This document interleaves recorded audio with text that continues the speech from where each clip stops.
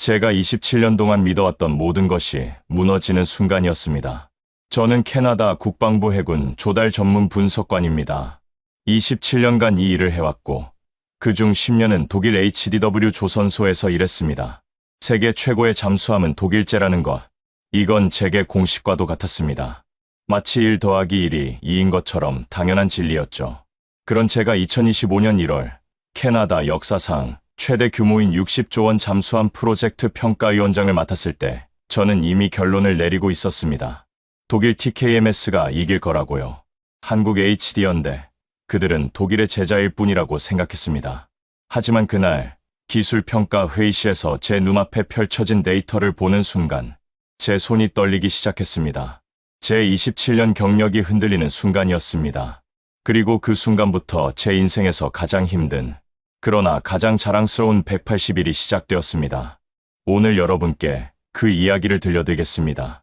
그 전에 잠깐 누르는데 1초도 걸리지 않는 좋아요와 구독 버튼을 눌러주시면 영상 제작에 아주 큰 힘이 됩니다. 그럼 오늘의 사연 시작합니다. 안녕하세요. 저는 막스 브리튼 올해 47세입니다. 캐나다 토론토에서 태어나 맥길 대학교에서 해양공학을 전공했습니다. 졸업 후 곧바로 캐나다 국방부에 들어갔죠. 그때가 1999년이니까 벌써 27년이 됐네요. 제 인생의 전환점은 2005년이었습니다. 캐나다 국방부와 독일 HDW 조선소의 기술 교류 프로그램에 선발됐거든요. 독일 킬 조선소에서 10년을 보냈습니다. 그곳에서 저는 독일 잠수함 기술의 정수를 배웠습니다. U-212, U-214 설계 과정에 참여했고 AIP 시스템 개발팀과 함께 일했습니다. 독일 엔지니어들의 정밀함, 그들의 완벽주의, 200년 조선 역사가 만들어낸 노하우, 그 모든 것이 제게는 경외의 대상이었습니다. 2015년 캐나다로 돌아왔을 때 저는 완전한 독일 신봉자가 되어 있었습니다.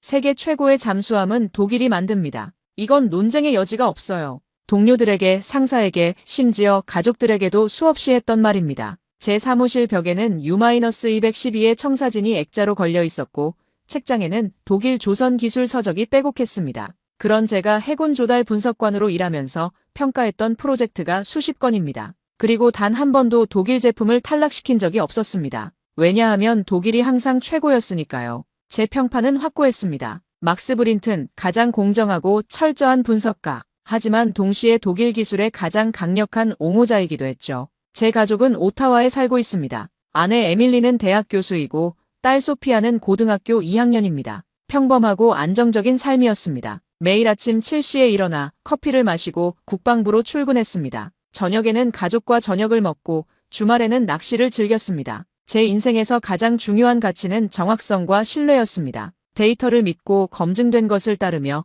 감정보다 이성을 우선시하는 것. 그것이 바로 제가 27년 동안 지켜온 원칙이었습니다. 그리고 그 원칙이 저를 독일로 이끌었습니다. 독일은 검증되었고 신뢰할 수 있었으며 200년의 역사가 증명하는 최고였으니까요. 하지만 2025년 1월 14일 그 모든 것이 흔들리기 시작했습니다. 2025년 1월 14일 화요일 오타와는 영하 18도의 추운 아침이었습니다. 캐나다 국방부 청사 주변으로 눈이 소복이 쌓여 있었고 리도 운하는 완전히 얼어붙어 있었습니다. 겨울철 오타와의 전형적인 모습이었죠. 저는 평소처럼 7시에 일어나 샤워를 하고 아내가 준비해준 아침을 먹었습니다. 토스트와 커피, 그리고 캐나다산 메이플 시럽이 곁들여진 팬케이크. 에밀리는 제 얼굴을 보며 물었습니다. 오늘 그 큰 프로젝트 회의 있는 거 맞죠? 네, 첫 기술 평가입니다. 긴장돼요? 아니요, 전혀요. 결과는 뻔하니까요. 저는 자신감 넘치는 표정으로 대답했습니다. 에밀리는 고개를 가웃거리며 말했습니다.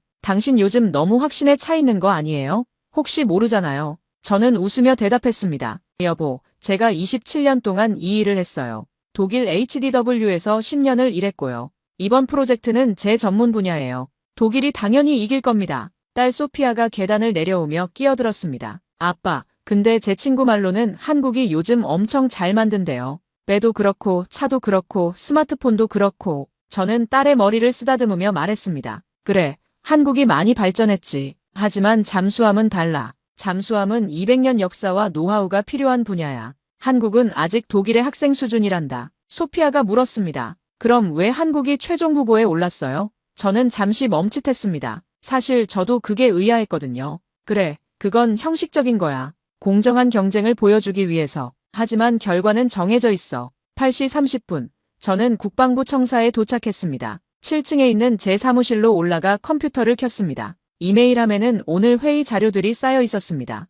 독일 TKMS의 제안서, 한국 HD현대의 제안서, 그리고 평가 기준표. 제 동료 분석관 데이비드가 사무실로 들어왔습니다. 막스, 준비됐어? 물론이지. 오늘은 독일의 완승을 확인하는 날이야. 데이비드가 웃으며 말했습니다. 한국도 만만치 않다던데? 저는 고개를 저었습니다. 데이비드, 자네도 알잖아. 잠수함은 독일이 최고야. 한국이 아무리 발전했어도 독일의 200년 노하우를 따라잡을 순 없어. 하지만 저는 몰랐습니다. 캐나다 해군이 얼마나 절박한 상황인지를요.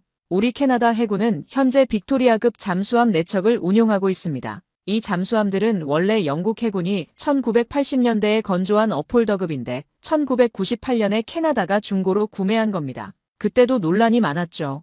왜 신형을 안 사고 중고를 사느냐고요. 결과는 참담했습니다. 빅토리아급은 끊임없이 고장이 났습니다. 2004년에는 HMCS 치코티미호에서 화재가 발생해 승조원 1명이 사망하는 사고도 있었습니다. 그 이후로도 엔진 고장, 전기 개통 문제, 부식 등 온갖 문제가 터져나왔습니다. 2020년에는 4척 중 3척이 동시에 수리 중이었습니다. 사실상 작전 가능한 잠수함이 한 척뿐이었다는 얘기죠. 이건 심각한 문제였습니다. 캐나다는 세계에서 가장 긴 해안선을 가진 나라 중 하나입니다. 태평양, 대서양, 그리고 북극해까지. 특히 북극해는 지금 뜨거운 감자입니다. 기후변화로 북극 얼음이 녹으면서 북극 항로가 열리고 있습니다. 이 항로는 아시아와 유럽을 잇는 최단 경로입니다. 운송기간을 30% 단축할 수 있죠. 그래서 중국, 러시아가 북극 항로에 큰 관심을 보이고 있습니다. 특히 중국은 자신들을 중북극 국가라고 부르며 적극적으로 진출하고 있습니다. 2023년에는 중국 해군 잠수함이 캐나다 북극해 배타적 경제수역에서 발견됐습니다.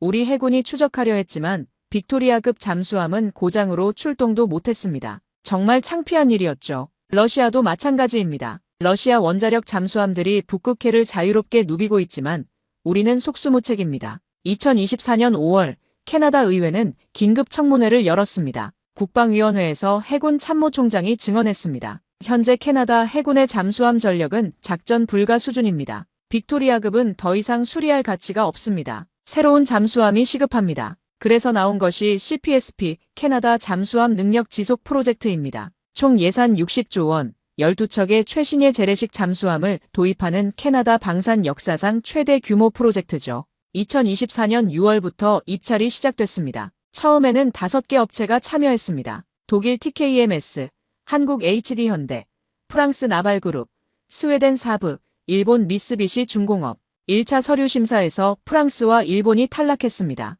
프랑스는 가격이 너무 비쌌고 일본은 수출 경험이 전무했습니다. 2차 기술 심사에서 스웨덴이 탈락했습니다. 성능은 좋았지만 캐나다가 요구하는 대형 잠수함 설계 경험이 부족했습니다. 그렇게 최종 2파전이 됐습니다. 독일 TKMS 대 한국 HD현대. 저는 솔직히 이해할 수 없었습니다. 왜 한국이 최종까지 올라왔는지. 독일 TKMS는 세계 최고의 잠수함 제조사입니다. 214급은 전 세계 10개국 이상이 운용하고 있고 나토 표준을 완벽히 충족합니다. 그리스, 터키, 포르투갈, 한국도 독일 설계를 기반으로 잠수함을 만들었죠. 반면 한국은 어떤가요? 1990년대에 독일한테 209급 기술을 배워서 장보 고급을 만들었고 2000년대에 214급 기술을 들여와 손원 1급을 만들었습니다. 그리고 2010년대에 독자 설계라는 장보고와 III급을 만들었다고 하는데 저는 그게 믿기지 않았습니다. 독일 기술 없이 한국이 독자적으로 잠수함을 설계할 수 있다고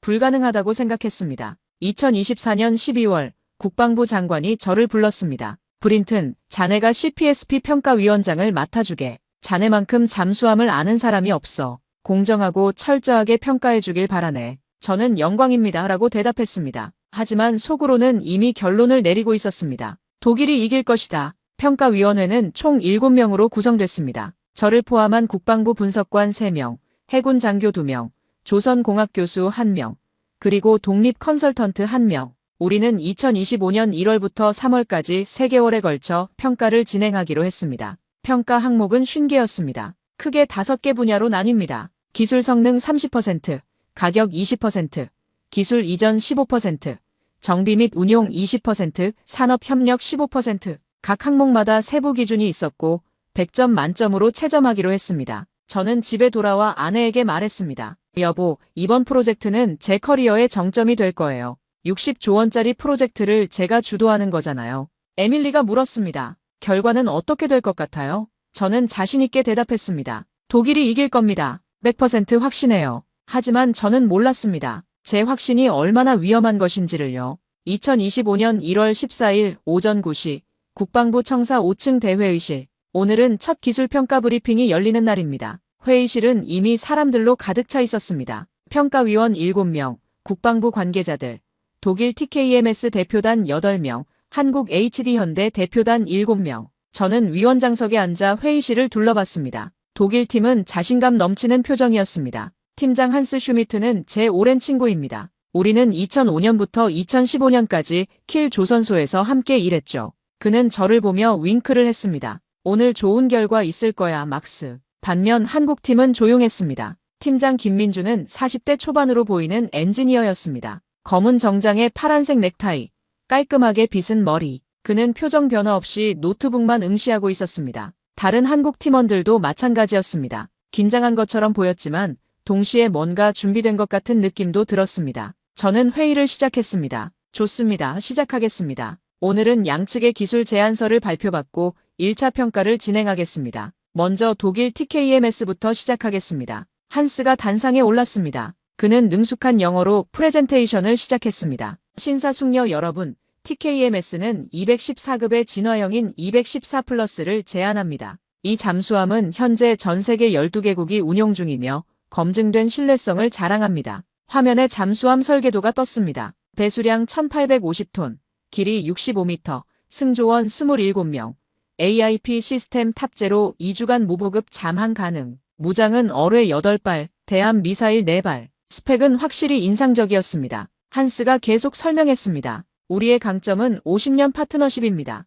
캐나다는 나토 회원국이고 우리 214급은 나토 표준을 완벽히 충족합니다. 정비는 유럽 전역의 네트워크를 활용할 수 있고 부품 조달도 신속합니다. 가격은 척당 4,800억 원, 총 57조 6천억 원입니다. 저는 고개를 끄덕이며 메모했습니다. 완벽합니다. 역시 독일이에요. 예상대로였습니다. 기술도 검증됐고 가격도 합리적이고 나토 호환성까지 완벽합니다. 한스의 발표가 끝나고 질의응답 시간이 시작됐습니다. 해군 장교 한 명이 물었습니다. 북극해 작전은 가능합니까? 한스가 자신있게 대답했습니다. 물론입니다. 214급은 영하 40도 환경에서도 작전 가능하도록 설계됐습니다. 그리스 해군이 지중해에서, 한국 해군이 동해에서 검증했습니다. 저는 만족스러운 표정으로 평가표를 작성했습니다. 기술 성능 95점, 신뢰성 98점, 나토 호환성 100점, 거의 완벽에 가까웠습니다. 10시 30분, 휴식 시간이 끝나고 한국팀 차례가 됐습니다.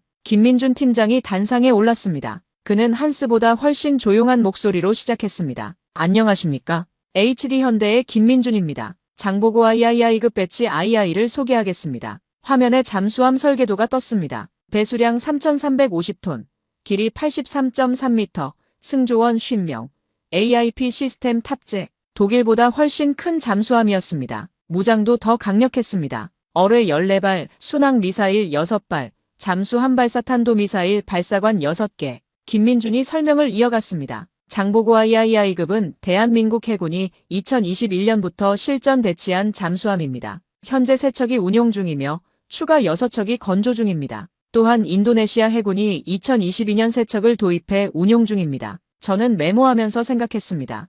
실전 경험이 있군. 하지만 고작 3년이잖아. 독일은 20년 넘게 214급을 운용했는데. 그런데 다음 슬라이드가 나오는 순간 저는 펜을 멈췄습니다. 소음도 비교 데이터라는 제목이었습니다. 화면에 그래프가 떴습니다. 독일 214급 대 한국 장보고 III급의 수중 소음 수준. 독일 214급 110dB, 한국 장보고 III급 93dB, 17dB 차이. 소음도에서 데시벨은 로그 스케일입니다. 10dB 차이는 10배, 20dB 차이는 100배를 의미합니다. 17dB 차이면 약 50배나 조용하다는 뜻입니다. 저는 눈을 의심했습니다. 잠깐, 이게 맞나요? 제 옆에 앉은 데이비드가 속삭였습니다. 막스, 저 데이터 진짜야? 저도 모르겠어. 확인이 필요해. 김민준이 설명했습니다. 이 데이터는 인도네시아 해군의 3년 운용 기록입니다. 독립검증기관인 노르웨이 DNV에서 확인했습니다. 또한 대한민국 해군의 운용 데이터도 동일합니다. 다음 슬라이드.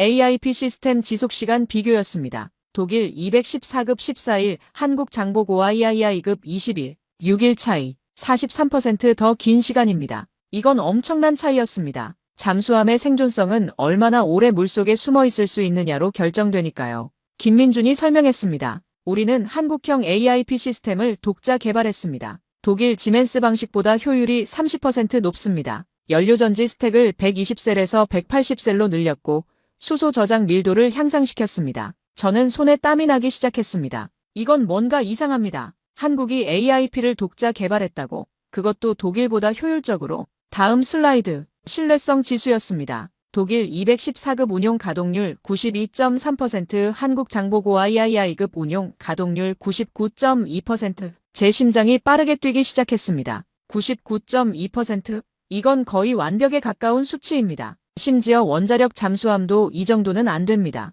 김민준이 설명했습니다. 인도네시아 해군의 3년 운용 기록입니다. 총 운용 일수 1095일 중 고장으로 인한 정비는 단 9일이었습니다. 대한민국 해군도 유사한 기록을 보유하고 있습니다. 저는 더 이상 참을 수 없었습니다. 질문이 있습니다. 이 데이터들 정말 검증된 겁니까? 김민준이 침착하게 대답했습니다. 네, 모두 제3자 검증을 받았습니다. 노르웨이 DNV, 영국 로이드, 미국 ABS. 원하시면 원본 보고서를 제공하겠습니다. 회의실이 술렁이기 시작했습니다. 다른 위원들도 놀란 표정이었습니다. 독일 팀은 당황한 기색이 역력했습니다. 한스가 벌떡 일어나 항의했습니다. 잠깐만요. 이 데이터는 재검증이 필요합니다. 뭔가 오류가 있을 겁니다. 저는 회의를 중단시켰습니다. 알겠습니다. 오늘 회의는 여기까지 하겠습니다. 양측 데이터를 면밀히 검토한 후 다음 회의를 진행하겠습니다. 회의가 끝나고 저는 자리에 그대로 앉아 있었습니다. 다른 사람들은 모두 나갔지만 저는 움직일 수가 없었습니다.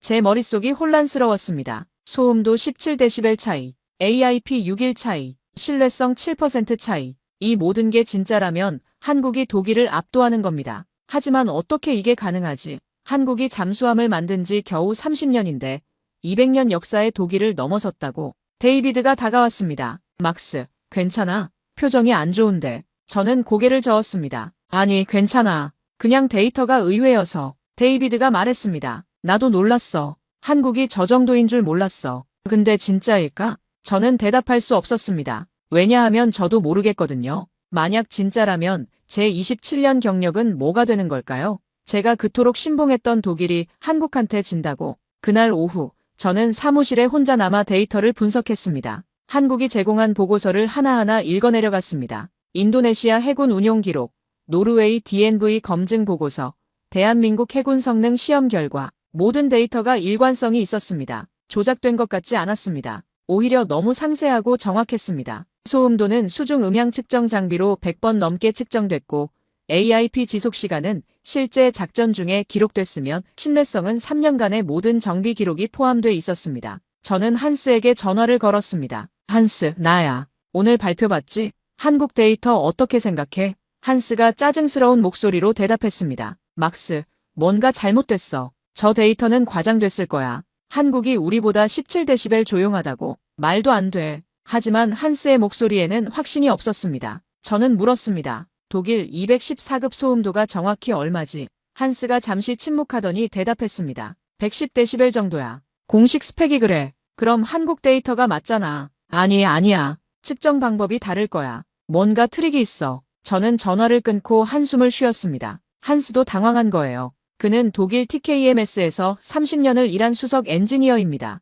그런 그도 한국 데이터를 부정하지 못하고 있어요. 저녁 7시, 저는 집에 돌아왔습니다. 에밀리가 물었습니다. 어떻게 됐어요? 독일이 이겼죠? 저는 소파에 주저앉으며 대답했습니다. 모르겠어요. 한국이 예상보다 훨씬 강해요. 에밀리가 놀란 표정을 지었습니다. 정말요? 당신 그렇게 확신했잖아요. 저는 고개를 숙였습니다. 나도 알아요. 근데 데이터가 말도 안 되게 좋아요. 소피아가 옆에 앉으며 말했습니다. 아빠, 그럼 한국이 더 좋은 거 아니에요? 더 좋은 걸 사야죠. 저는 딸을 바라봤습니다. 그래, 내 말이 맞아. 더 좋은 걸 사야지. 하지만 제 마음속에는 저항이 있었습니다. 27년간 믿어온 것을 하루아침에 바꿀 수 있을까요? 독일이 최고라는 신념을 포기할 수 있을까요? 그날 밤, 저는 잠을 이룰 수 없었습니다. 계속해서 그 데이터들이 머릿속을 맴돌았습니다. 소음도 93데시벨, AIP 21, 신뢰성 99.2%. 이 숫자들이 계속 제 뇌리를 파고들었습니다. 새벽 3시, 저는 침대에서 일어나 서재로 갔습니다. 책장에서 독일 조선기술 서적을 꺼냈습니다. 10년 전 킬 조선소에서 공부했던 책들입니다. 페이지를 넘기며 AIP 시스템 부분을 찾았습니다. 독일 지멘스 방식 AIP, 수소와 산소를 연료전지에서 반응시켜 전기를 생산합니다. 이론적 효율은 70%입니다. 하지만 실제 효율은 50% 정도죠. 그럼 한국은 어떻게 더 높은 효율을 달성했을까요? 저는 한국 보고서를 다시 펼쳤습니다. 한국형 AIP 시스템 개발 과정이 상세히 나와 있었습니다. 2010년부터 2020년까지 10년간 개발, 독일 지멘스 기술을 기반으로 하되 연료전지 스택 구조를 완전히 재설계, 수소 저장 방식도 개선, 냉각 시스템도 혁신. 저는 책을 덮었습니다. 한국이 진짜 독자 개발을 한 거예요. 독일 기술을 단순히 복사한 게 아니라 그것을 뛰어넘은 겁니다. 이건 제가 예상하지 못한 일이었습니다. 새벽 4시, 저는 다시 침대로 돌아갔습니다. 하지만 여전히 잠이 오지 않았습니다. 제 머릿속에서는 두 개의 목소리가 싸우고 있었습니다. 하나는 말했습니다. 막스, 데이터를 믿어라. 내가 항상 말했잖아. 데이터는 거짓말하지 않는다고. 한국이 더 우수해. 인정해야 해. 다른 하나는 반박했습니다. 아니야, 뭔가 잘못됐어. 한국이 독일을 이길 리 없어. 27년 경력이 말해주잖아. 독일이 최고라고. 저는 베개를 머리 위로 올렸습니다. 제발 조용히 좀 해. 하지만 목소리들은 멈추지 않았습니다. 이것이 제 180일 여정의 시작이었습니다. 2025년 1월 15일 수요일. 저는 전날 밤 거의 잠을 못 잤습니다. 새벽 5시에 일어나 샤워를 하고 6시에 국방부로 출근했습니다. 오늘은 한국 데이터를 면밀히 검증하는 날입니다. 사무실에 도착하니 이미 데이비드와 해군 장교 2명이 와 있었습니다. 그들도 전날 밤 잠을 못 잤는지 피곤한 표정이었습니다. 데이비드가 말했습니다. 막스, 나 어젯밤 내내 한국 보고서 읽었어. 진짜 놀라운데? 정말 저게 가능한 거야? 저는 커피를 마시며 대답했습니다. 나도 확신이 안 서. 그래서 오늘 철저히 검증할 거야. 노르웨이 DNV에 직접 연락해서 확인하고 인도네시아 해군에도 문의할 거야. 오전 9시, 저는 노르웨이 DNV 본사에 전화를 걸었습니다. DNV는 세계에서 가장 권위 있는 선박 검증기관 중 하나입니다. 전화를 받은 사람은 수석 검증관 올라프 안데르센이었습니다. 저는 영어로 물었습니다. 안녕하세요. 캐나다 국방부 막스 브린튼입니다. 한국 HD 현대의 장보고 III급 잠수함 검증 보고서에 대해 문의하려고요.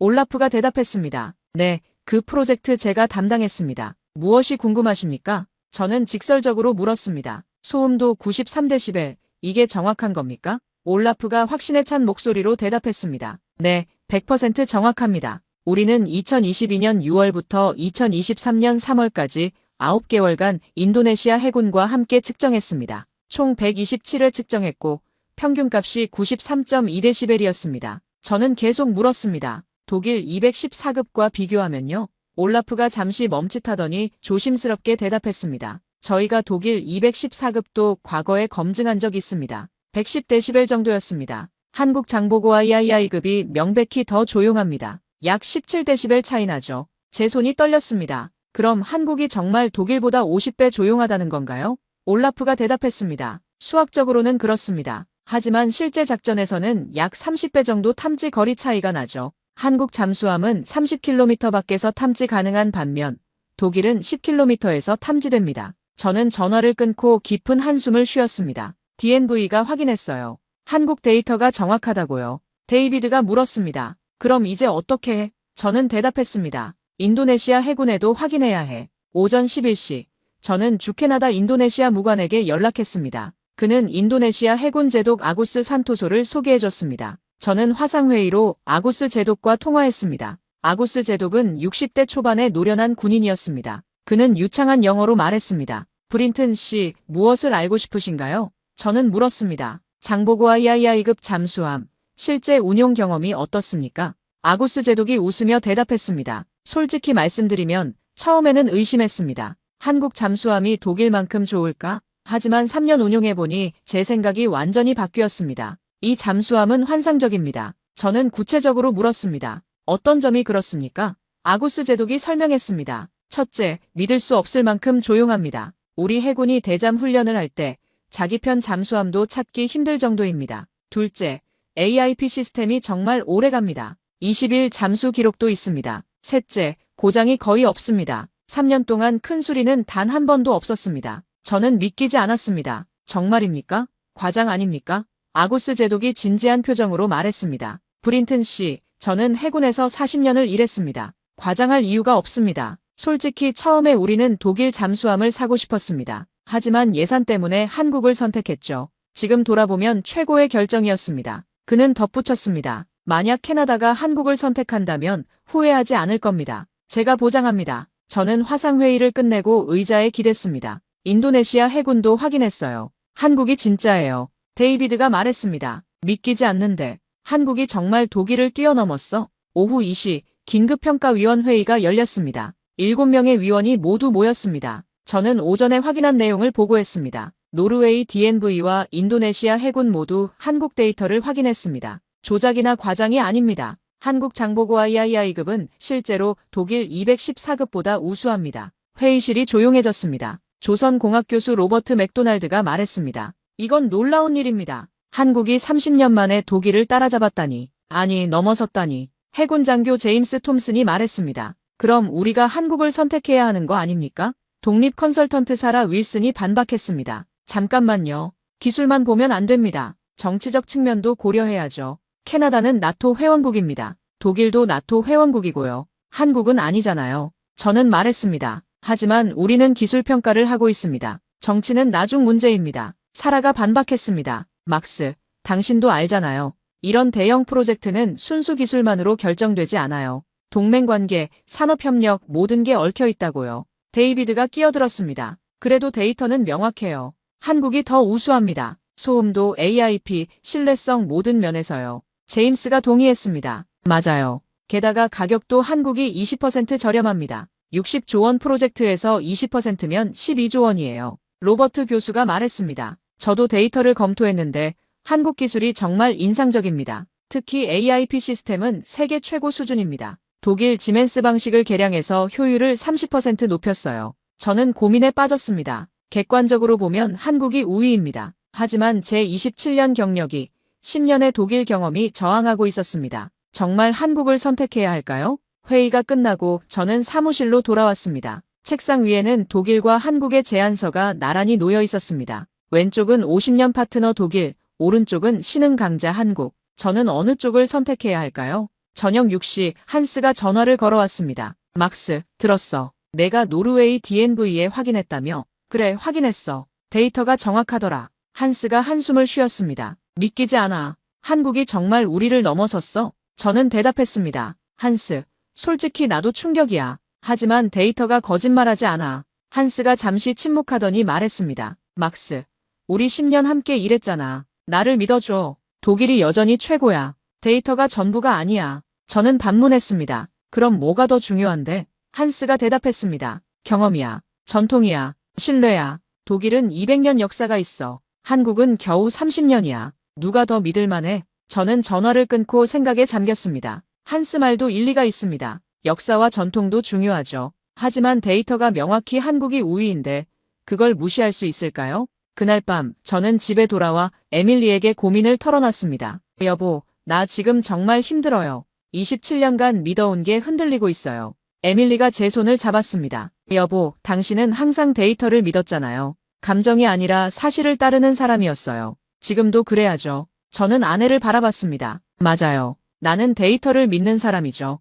하지만 이번엔 왜 이렇게 힘든 걸까요? 에밀리가 말했습니다. 왜냐하면 당신 자존심이 걸려 있으니까요. 독일을 신봉했던 당신의 과거를 부정하는 거니까요. 저는 고개를 숙였습니다. 맞아요. 제가 틀렸다는 걸 인정하기 싫은 거예요. 에밀리가 말했습니다. 여보, 틀렸다는 게 아니에요. 당신은 그때 최선의 정보로 판단했어요. 하지만 지금은 새로운 정보가 있잖아요. 바꾸는 게 당연해요. 딸 소피아가 다가와 말했습니다. 아빠, 선생님이 그러셨어요. 진짜 똑똑한 사람은 자기가 틀렸다는 걸 인정할 수 있는 사람이래요. 저는 딸을 안았습니다. 고마워, 소피아. 내 말이 맞아. 그날 밤 저는 결심했습니다. 편견을 버리자. 독일에 대한 맹신을 내려놓자. 순수하게 데이터만 보자. 캐나다를 위해 최선의 선택을 하자. 하지만 그 결심을 실행에 옮기는 건 쉽지 않았습니다. 왜냐하면 앞으로 더 큰 장애물들이 기다리고 있었으니까요. 2025년 1월 16일 목요일, 저는 일찍 출근해서 새로운 평가 계획을 세웠습니다.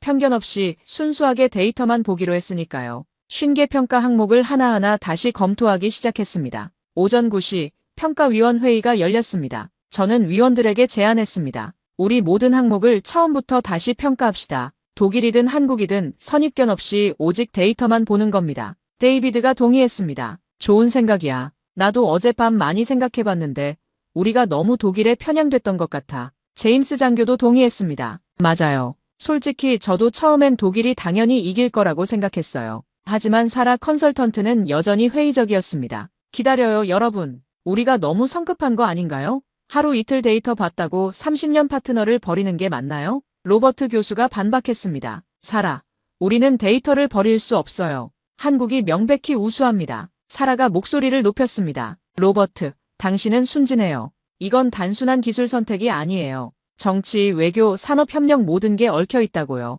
독일은 나토 동맹국이에요. 한국은 아니잖아요. 저는 개입했습니다. 사라, 당신 말도 이해합니다. 하지만 우리 역할은 기술평가입니다. 정치는 정부가 판단할 문제죠. 사라가 냉소적으로 웃었습니다. 막스, 순진하군요. 이런 대형 프로젝트에서 기술만 보고 결정한다고요?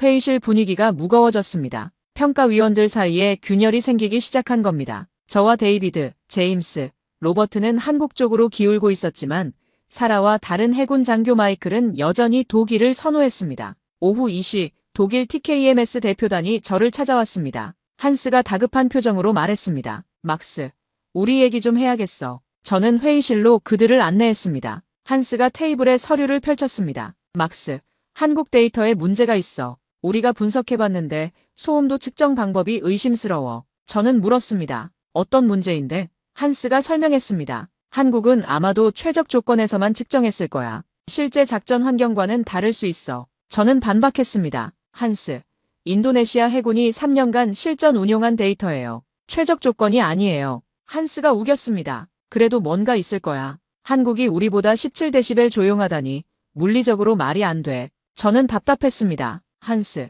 당신은 지금 데이터를 부정하고 있어요. DNV가 검증했고 인도네시아가 확인했어요. 한스가 화를 냈습니다. 막스, 당신 변했어. 10년 전 킬 조선소에서 함께 일할 때는 독일 기술을 믿었잖아. 지금은 뭐야? 하루아침에 한국 편을 들어. 저는 침착하게 대답했습니다. 한스, 나는 편을 드는 게 아니에요. 데이터를 따르는 거예요. 당신도 엔지니어잖아요. 데이터가 명확하면 인정해야죠. 한스가 자리에서 일어났습니다. 실망이야, 막스. 우리 우정도 이런 거였어? 저는 당황했습니다. 우정? 이건 우정 문제가 아니에요. 60조 원짜리 프로젝트예요. 캐나다 국익이 걸린 문제라고요. 한스가 문을 박차고 나가며 말했습니다. 두고 봐. 독일이 결국 이길 거야. 회의실에 혼자 남은 저는 한숨을 쉬었습니다. 27년 친구 한스와 다투게 될 줄은 몰랐습니다. 하지만 저는 물러설 수 없었습니다. 제 임무는 캐나다를 위한 최선의 선택을 하는 것이니까요. 저녁 7시, 저는 여전히 사무실에 남아 평가표를 작성하고 있었습니다. 50개 항목 중 32개에서 한국이 우위를 보였습니다. 기술 성능, 가격, 신뢰성, 운용 편의성 모두 한국이 앞섰습니다. 독일이 우위인 항목은 나토 호환성, 유럽 정비 네트워크, 그리고 역사와 신뢰 정도였습니다. 데이비드가 들어왔습니다. 아직도 있어? 집에 안 가? 저는 대답했습니다. 평가표 정리 중이야. 한국이 압도적이야. 데이비드가 제 어깨에 손을 얹었습니다. 막스, 나도 그렇게 생각해. 하지만 조심해. 이거 정치적으로 민감한 문제야. 저는 고개를 들었습니다. 무슨 말이야? 데이비드가 설명했습니다. 오늘 오후 국방장관실에서 연락 왔어. 독일 대사관이 항의했대. 평가가 불공정하다고. 저는 황당했습니다. 불공정? 우리가 데이터만 봤는데? 데이비드가 말했습니다. 그래서 장관이 조사를 지시했대. 우리 평가 과정을 재검토한대. 저는 화가 났습니다. 이건 정치 압력이잖아. 데이터는 명확한데 왜 조사를 해요? 데이비드가 말했습니다. 막스, 현실을 봐. 독일은 강력한 동맹국이야. 그들이 가만히 있을 리 없어. 저는 좌절감을 느꼈습니다. 그럼 우리가 뭘 위해 평가하는 거예요? 정치가 결정할 거면 처음부터 우리한테 왜 맡긴 거예요? 데이비드가 위로했습니다. 포기하지 마. 데이터가 명확하면 결국 진실이 이긴다고. 집에 돌아오니 밤 9시였습니다. 에밀리가 걱정스러운 표정으로 맞이했습니다. 여보, 괜찮아요? 표정이 안 좋은데. 저는 소파에 주저앉았습니다. 힘들어요. 독일이 정치 압력을 넣고 있어요. 한스하고도 다퉜고요. 에밀리가 물었습니다. 한스요? 10년 함께 일한 친구 말이에요. 저는 고개를 끄덕였습니다. 네, 그가 날 배신자 취급하더라고요. 제가 한국 편을 든다고요. 에밀리가 제 손을 잡았습니다. 여보, 당신은 편을 드는 게 아니에요. 옳은 일을 하는 거예요. 소피아가 다가왔습니다. 아빠, 힘들어요? 저는 딸을 안았습니다. 응, 좀 힘들어. 하지만 아빠는 포기 안 할 거야. 소피아가 물었습니다. 왜요? 저는 대답했습니다. 왜냐하면 아빠는 캐나다를 위해 일하니까. 개인 감정보다 나라가 중요해. 그날 밤, 저는 다시 잠을 이루지 못했습니다. 머릿속에서는 수많은 생각이 교차했습니다. 한국을 선택하면 어떻게 될까? 독일이 화를 낼까? 나토 동맹에 금이 갈까? 제 경력에 타격이 올까? 한스와의 우정은 끝날까? 하지만 동시에 다른 질문도 떠올랐습니다. 독일을 선택하면 어떻게 될까? 캐나다가 더 비싸고 성능 떨어지는 잠수함을 사는 거잖아. 그게 국익에 맞나? 제가 정치 압력에 굴복하는 거 아닌가? 새벽 3시, 저는 침대에서 일어나 서재로 갔습니다. 책장에서 캐나다 국방부 윤리 강령을 꺼냈습니다. 첫 페이지에 이렇게 쓰여 있었습니다. 국방부 공무원은 캐나다 국익을 최우선으로 한다. 개인 감정, 외교 압력, 정치적 고려보다 국가 이익이 우선한다. 저는 그 문장을 여러 번 읽었습니다. 국익이 최우선. 맞습니다. 제가 해야 할 일은 명확합니다. 캐나다를 위해 최선의 잠수함을 선택하는 것. 그게 한국이든 독일이든 데이터가 가리키는 쪽을 따라야 합니다. 저는 새벽 4시에 이메일을 작성했습니다. 수신 국방장관. 제목 CPSP 평가 중간 보고. 장관님, 평가위원장 막스 브린튼입니다. 지난 3일간 철저한 검증을 진행했습니다. 노르웨이 DNV, 인도네시아 해군, 독립 전문가들의 의견을 모두 수렴했습니다. 결론은 명확합니다. 한국 HD 현대의 장보고 III급이 기술적으로 우수합니다. 소음도 AIP 성능, 신뢰성 모든 면에서 독일을 앞섭니다. 저는 평가위원장으로서 데이터에 기반한 객관적 평가를 진행할 것입니다. 외부 압력과 무관하게 오직 캐나다 국익만을 위해 결정하겠습니다. 이메일을 보내고 나니 마음이 한결 가벼워졌습니다. 저는 제 입장을 명확히 했습니다. 이제 돌아갈 수 없습니다. 새벽 5시, 저는 다시 잠자리에 들었습니다. 이번에는 깊이 잠들 수 있었습니다. 왜냐하면 제가 옳은 일을 하고 있다는 확신이 들었으니까요.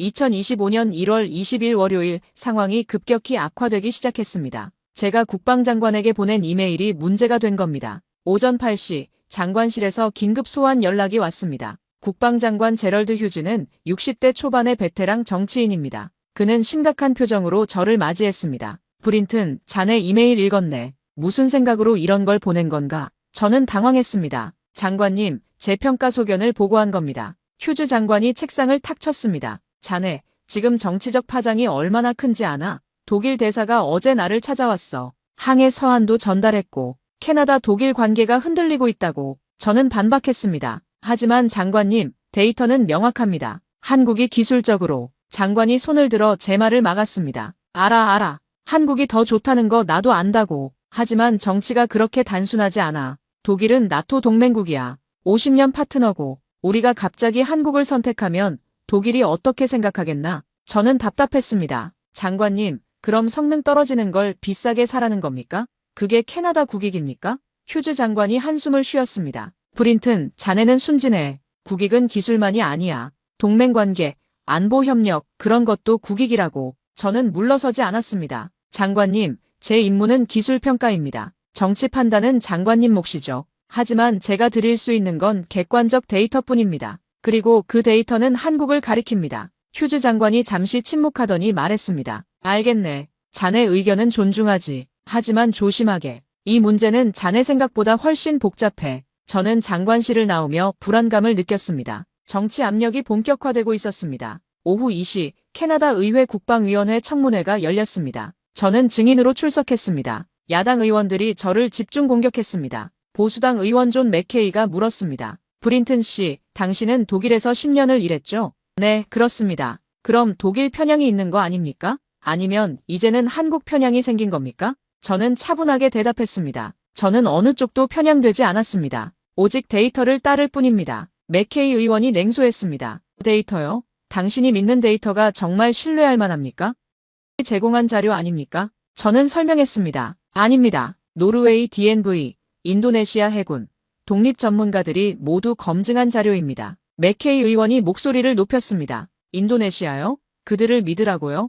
독일의 200년 역사를 믿어야죠. 청문회는 3시간 동안 계속됐습니다. 야당은 저를 한국 로비스트 취급했고 여당은 독일 압력에 굴복하지 말라고 했습니다. 저는 그 사이에서 샌드위치 신세가 됐습니다. 청문회가 끝나고 복도에서 기자들이 몰려들었습니다. 브린튼 씨, 정말 한국이 독일보다 낫다고 생각하십니까? 네, 데이터가 그렇게 말합니다. 독일과의 관계는 어떻게 됩니까? 그건 정치인들이 판단할 문제입니다. 그날 저녁 TV 뉴스가 저를 톱 기사로 다뤘습니다. 국방부 분석관, 독일 대신 한국 지지 논란 50년 동맹 독일 배신하나 한국 로비 의혹 온갖 헤드라인이 쏟아졌습니다. 집에 돌아오니 에밀리가 뉴스를 보고 있었습니다. 여보, 이거 봤어요? 당신이 뉴스에 나왔어요. 저는 지친 표정으로 소파에 앉았습니다. 알아요. 청문회가 지옥이었어요. 소피아가 걱정스러운 얼굴로 물었습니다. 아빠, 괜찮아요? 학교에서 친구들이 아빠 뉴스 봤다고 하던데. 저는 딸을 안아주었습니다. 걱정 마, 소피아.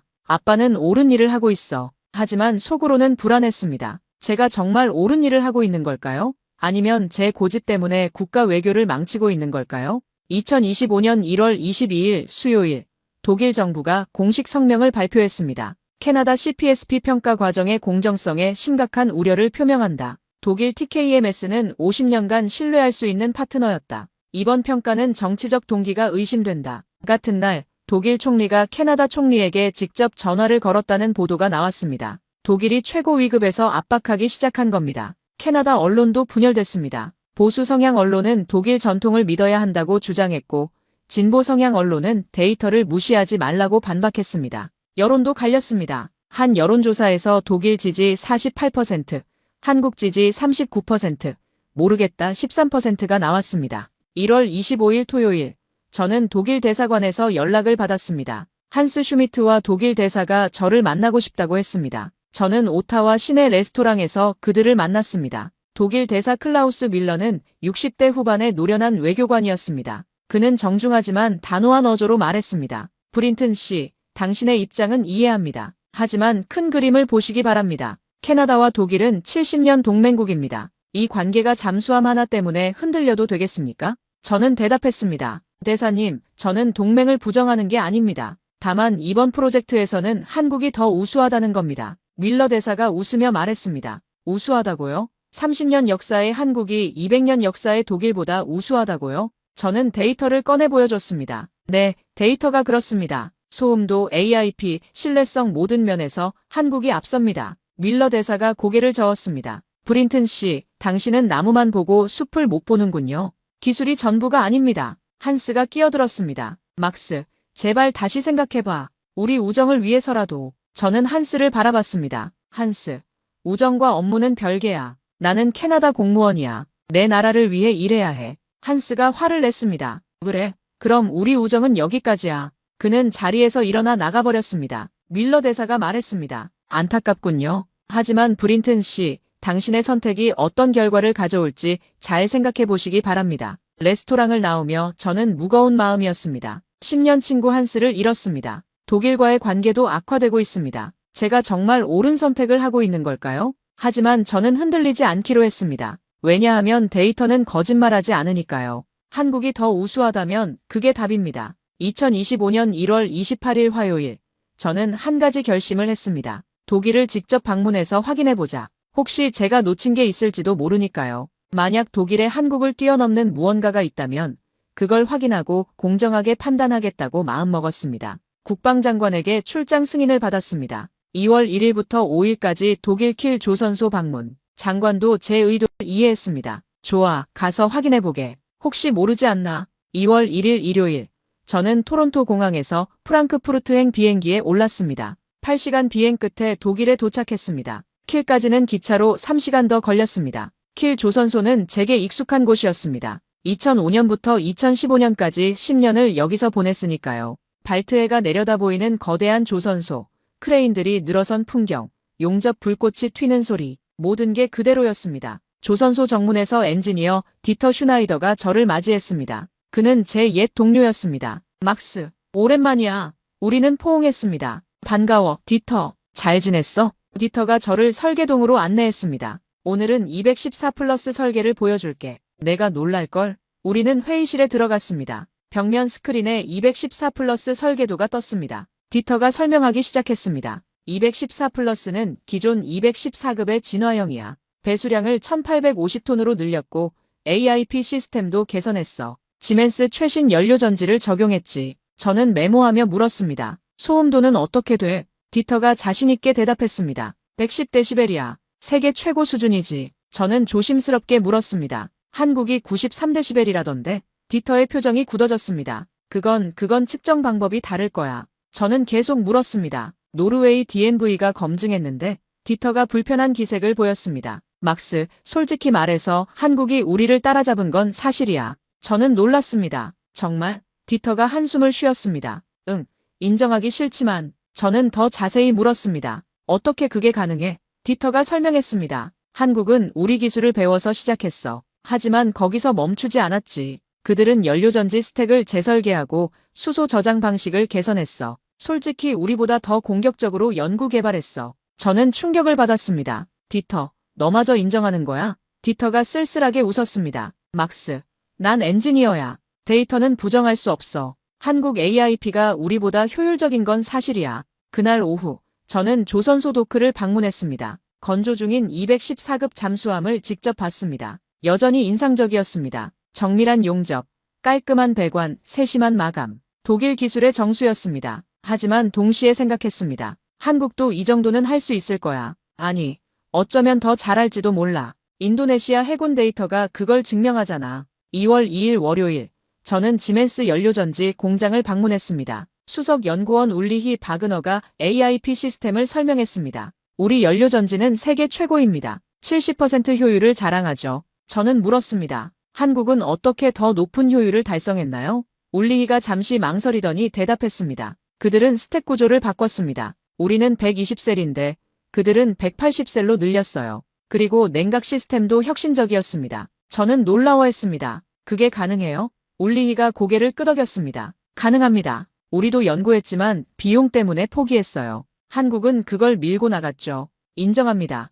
그들이 한 수 위예요. 저는 독일에서 가장 권위 있는 AIP 전문가한테서 한국이 우위라는 말을 들었습니다. 이제 더 이상 부정할 수 없었습니다. 2월 3일 화요일 저녁 킬 시내 맥주집에서 옛 동료들과 만났습니다. 디터, 울리히, 그리고 몇몇 엔지니어들. 우리는 독일 맥주를 마시며 이야기를 나눴습니다. 디터가 말했습니다. 막스, 솔직히 말할게. 우리 다 알아. 한국이 우리를 넘어섰다는 거. 다른 엔지니어들도 고개를 끄덕였습니다. 한 명이 말했습니다. 20년 전만 해도 한국은 우리 학생이었어. 근데 지금은 그들이 선생이야. 울리히가 덧붙였습니다. 한국은 우리보다 빨라. 의사결정도 빠르고 투자도 공격적이고 혁신도 과감해. 우리는 너무 보수적이야. 디터가 한숨을 쉬었습니다. 인정하기 싫지만 우리가 뒤처진 거야. 저는 그들을 바라봤습니다. 독일 최고의 엔지니어들이 한국을 인정하고 있었습니다. 이건 결정적이었습니다. 저는 물었습니다. 그럼 너희는 왜 공식적으로 인정 안 해?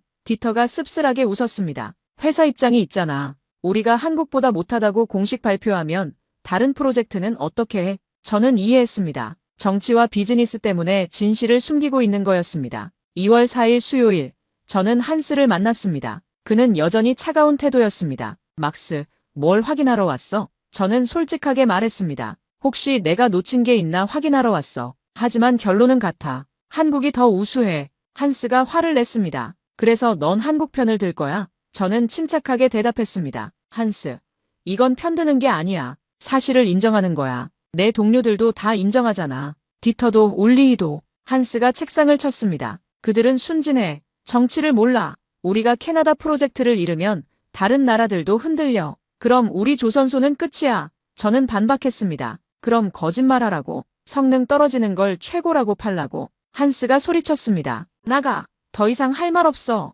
저는 사무실을 나왔습니다. 한스와의 우정은 완전히 끝난 것 같았습니다. 2월 5일 목요일, 저는 킬을 떠났습니다. 공항으로 가는 택시 안에서 독일을 바라봤습니다. 눈 덮인 킬 조선소, 발트해의 차가운 바람, 10년을 보냈던 추억의 장소. 하지만 이제 저는 확신했습니다. 과거는 과거일 뿐이다. 현재의 데이터가 진실이다. 비행기 안에서 저는 보고서를 작성했습니다. 독일 킬 조선소 방문 결과. 결론 한국 장보고 III급이 독일 214 플러스보다 기술적으로 우수함을 독일 엔지니어들도 인정함. 추천 한국 선택. 캐나다로 돌아오는 8시간 동안 저는 창밖을 바라보며 생각했습니다. 제가 27년 믿었던 독일이 한국에 졌습니다. 하지만 그게 나쁜 건 아닙니다. 오히려 세계가 발전하고 있다는 증거죠. 한국이 독일을 넘어섰다는 건 기술이 전파되고 진화한다는 뜻이니까요. 저는 더 이상 독일을 고집할 이유가 없었습니다. 데이터가 명확하고 독일 엔지니어들도 인정했습니다. 이제 제가 할 일은 하나뿐입니다. 캐나다를 위해 한국을 선택하는 것. 하지만 그 선택을 실행하기까지 아직 큰 장애물들이 남아 있었습니다. 2025년 2월 7일 토요일, 캐나다로 돌아온 저는 집에서 휴식을 취했습니다. 독일 출장은 육체적으로도 정신적으로도 힘들었습니다. 10년 친구 한스와의 결별, 독일 엔지니어들의 솔직한 고백, 그리고 제 27년 신념의 붕괴. 에밀리가 커피를 건네주며 물었습니다. 여보, 독일은 어땠어요? 저는 한숨을 쉬었습니다. 확인했어요. 한국이 정말 독일보다 나아요. 독일 엔지니어들도 인정하더라고요. 에밀리가 놀랐습니다. 정말요? 그럼 이제 결정된 거네요? 저는 고개를 저었습니다. 아직이에요. 정치적 장애물이 너무 커요. 독일이 최고 위급에서 압박하고 있어요. 에밀리가 제 손을 잡았습니다. 여보, 당신은 옳은 일을 하고 있어요. 포기하지 마세요. 하지만 저는 내면에서 싸우고 있었습니다. 정말 제가 옳은 걸까요? 27년 경력을 부정하는 게 맞을까요? 독일과의 동맹을 위태롭게 하는 게 캐나다를 위한 길일까요? 그날 밤, 저는 서재에서 혼자 생각에 잠겼습니다. 책장을 바라봤습니다. 독일 조선기술 서적들, 10년 전 킬에서 공부했던 자료들. 이 모든 게 제 정체성이었습니다. 막스 브린튼, 독일 기술 전문가. 하지만 이제 그 정체성을 버려야 합니다. 저는 자문했습니다. 나는 누구인가? 독일 신봉자인가? 아니면 캐나다 공무원인가? 과거에 집착하는 사람인가? 아니면 미래를 보는 사람인가? 소피아가 서재로 들어왔습니다. 아빠, 괜찮아요? 저는 딸을 안아주었습니다. 응, 괜찮아. 그냥 생각이 많아서. 소피아가 물었습니다. 무슨 생각이에요? 저는 솔직하게 말했습니다. 아빠가 27년 동안 믿었던 게 틀렸다는 걸 인정해야 해. 그게 쉽지 않아. 소피아가 말했습니다. 선생님이 그러셨어요. 진짜 용기는 틀렸다는 걸 인정하는 거래요. 그리고 더 나은 선택을 하는 거요. 저는 딸을 바라봤습니다. 고등학생인 딸이 저보다 현명했습니다. 고마워, 소피아. 내 말이 맞아. 아빠가 용기를 내야겠다. 2월 10일 화요일, 평가위원회가 다시 모였습니다. 저는 독일 출장 결과를 보고했습니다. 독일 킬 조선소를 방문했습니다. 엔지니어들을 만나 직접 확인했습니다. 결론은 명확합니다. 한국이 기술적으로 우수합니다. 독일 전문가들도 이를 인정했습니다. 데이비드가 말했습니다. 그럼 이제 결정해야죠. 한국으로 가는 거죠? 하지만 사라 컨설턴트가 반대했습니다. 잠깐만요. 우리가 독일을 버리면 나토 관계는 어떻게 됩니까? 제임스 장교가 반박했습니다. 사라, 나토는 군사 동맹이에요. 잠수함 구매와는 별개죠. 사라가 목소리를 높였습니다. 별개라고요? 독일은 지금 화가 머리끝까지 나 있어요. 독일 총리가 직접 우리 총리한테 전화했다고요. 로버트 교수가 끼어들었습니다. 그래도 기술은 명확해요. 한국이 더 좋아요. 사라가 반박했습니다. 로버트, 당신은 너무 순진해요. 현실 정치를 봐야죠. 회의실이 다시 분열됐습니다. 저와 데이비드, 제임스, 로버트는 한국 편이었고 사라와 마이클은 독일 편이었습니다. 7명 중 4대 3. 한국이 우세하지만 만장일치는 아니었습니다. 저는 고민에 빠졌습니다. 분열된 의견으로 최종 보고서를 올려도 될까? 국방장관이 받아들일까? 오후 3시, 저는 혼자 사무실에 남아 생각했습니다. 제 머릿속에서는 두 가지 목소리가 싸우고 있었습니다. 하나는 말했습니다. 막스, 내가 옳아. 데이터가 명확해. 한국이 더 좋아. 캐나다를 위해 한국을 선택해야 해. 내 임무는 기술평가야. 정치는 내 책임이 아니야. 다른 하나는 반박했습니다. 아니야, 막스. 너무 성급해. 27년 파트너 독일을 하루아침에 버리는 게 맞아. 나토 동맹은, 한스와의 우정은, 내 경력은, 이거 하나 때문에 모든 걸 망칠 거야. 저는 머리를 감쌌습니다. 제발 조용히 좀 해. 하지만 목소리들은 멈추지 않았습니다. 그때 전화벨이 울렸습니다. 전직 미 해군 잠수함 사령관 제임스 코넬리였습니다. 그는 제 옛 친구였습니다. 10년 전 나토 훈련에서 만났었죠.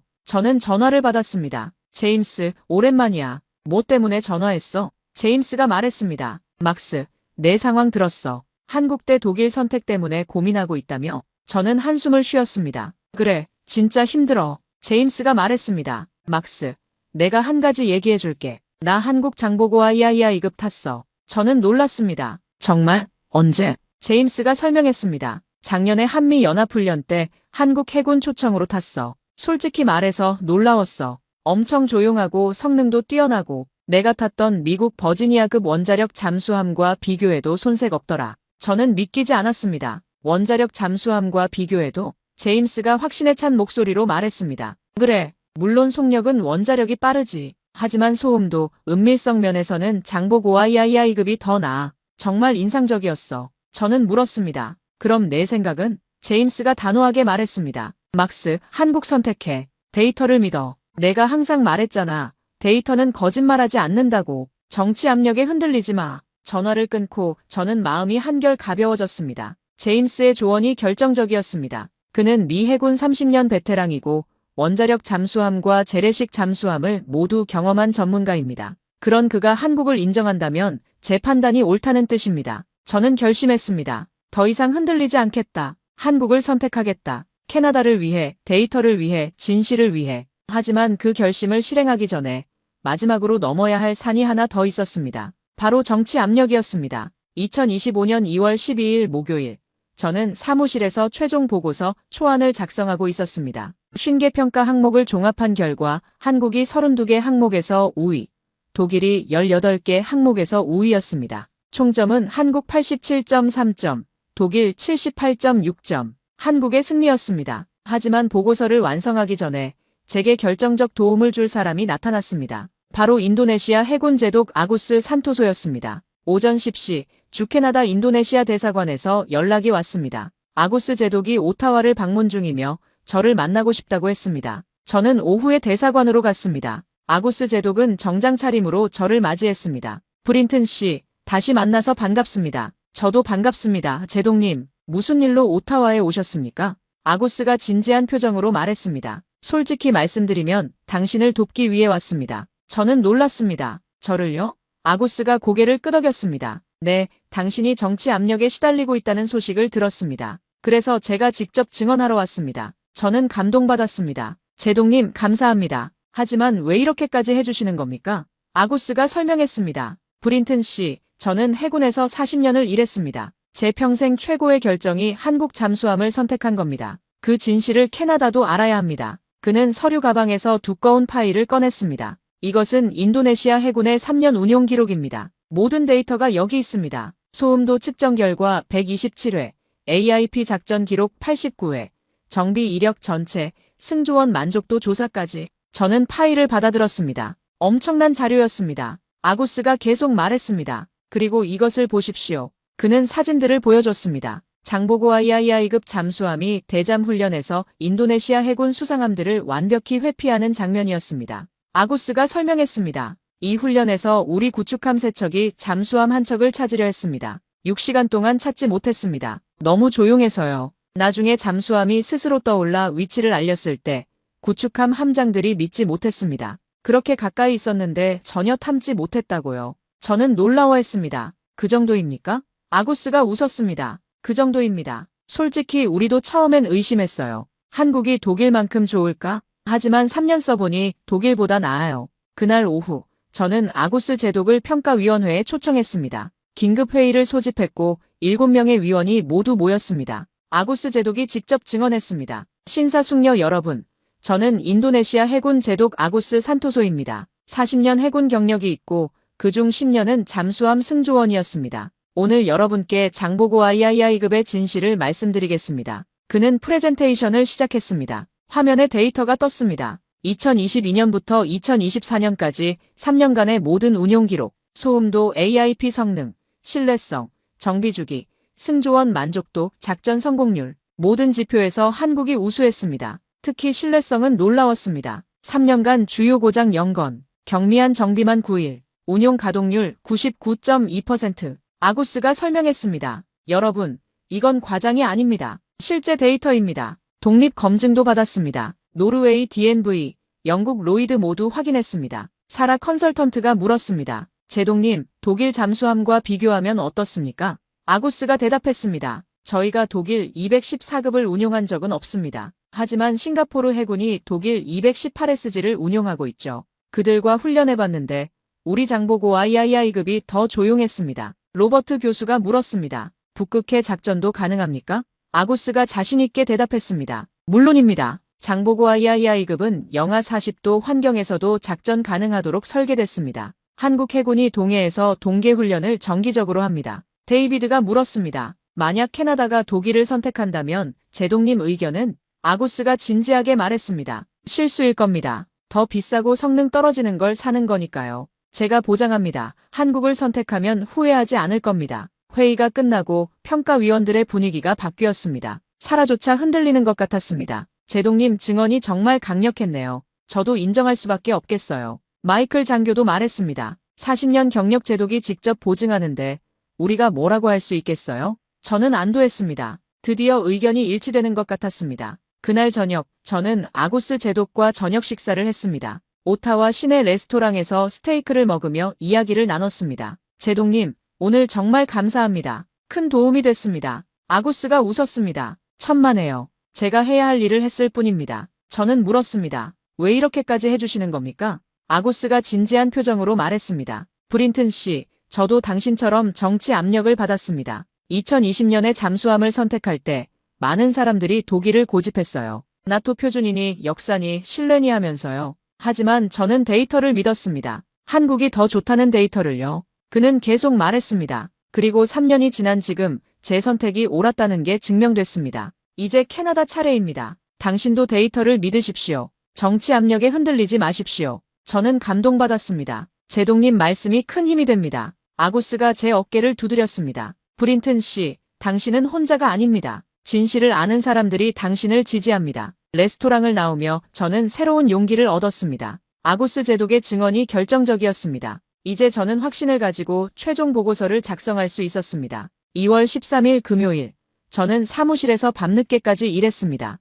최종 보고서를 완성해야 했습니다. 100페이지가 넘는 방대한 문서였습니다. 기술평가, 가격 분석, 운용 경험, 전문가 증언, 모든 것을 담았습니다. 결론 부분을 작성했습니다. 평가위원회는 신중한 검토 끝에 한국 HD 현대의 장보고 III급 배치 II를 우선 협상 대상자로 추천한다. 기술 성능, 가격 경쟁력, 신뢰성 모든 면에서 한국이 우수하다. 인도네시아 해군의 3년 운용 경험이 이를 증명한다. 캐나다 국익을 위해 한국 선택을 강력히 권고한다. 마침표를 찍는 순간 저는 뿌듯함을 느꼈습니다. 27년 경력의 결정체였습니다. 편견을 버리고 데이터를 따르고 진실을 선택한 결과였습니다. 하지만 이 보고서를 제출하는 순간 더 큰 폭풍이 몰아칠 것을 저는 알고 있었습니다. 2025년 2월 14일 토요일, 저는 집에서 최종 보고서를 마지막으로 검토했습니다. 100페이지, 50개 평가 항목, 수백 개의 데이터, 수십 명의 전문가 의견, 모든 것이 한국을 가리키고 있었습니다.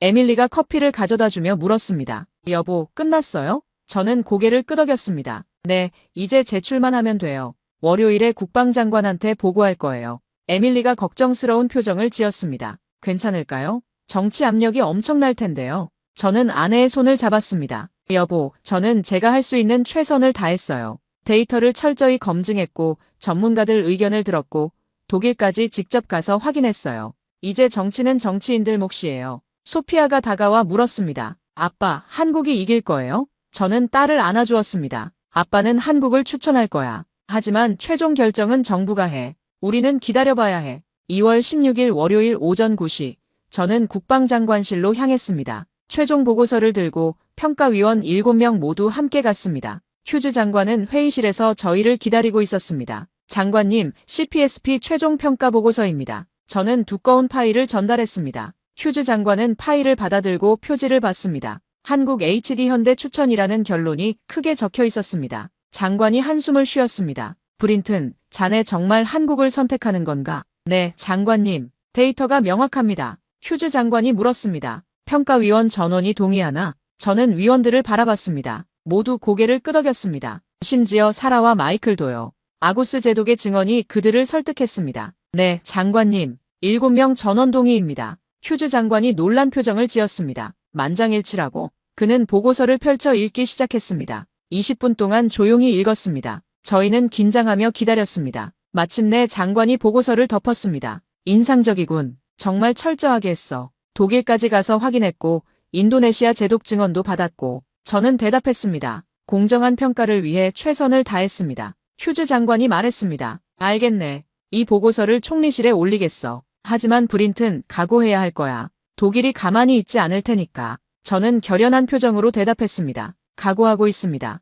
회의실을 나오며 데이비드가 말했습니다. 막스, 우리 해냈어. 만장일치로 한국을 추천했어. 저는 웃었습니다. 아직 끝난 게 아니야. 진짜 싸움은 지금부터야. 오후 2시, 저는 사무실로 돌아와 다음 단계를 준비했습니다. 이제 정치권의 결정을 기다려야 합니다. 하지만 저는 한 가지 더 해야 할 일이 있었습니다. 바로 여론을 설득하는 것이었습니다. 저는 캐나다 주요 언론사에 연락했습니다. 인터뷰 요청이 쏟아졌습니다. CBC, 글로브앤메일, 내셔널 포스트, 모두 CPSP 프로젝트에 관심이 많았습니다. 2월 18일 수요일 CBC 방송 인터뷰가 있었습니다. 앵커가 물었습니다. 브린튼 씨, 정말 한국이 독일보다 낫습니까? 저는 자신있게 대답했습니다. 네, 데이터가 명확히 보여줍니다. 소음도, AIP 성능, 신뢰성 모든 면에서 한국이 우수합니다. 앵커가 계속 물었습니다. 하지만 독일은 200년 역사가 있지 않습니까? 저는 대답했습니다. 역사도 중요합니다. 하지만 현재의 기술이 더 중요합니다. 한국은 30년 만에 독일을 따라잡았고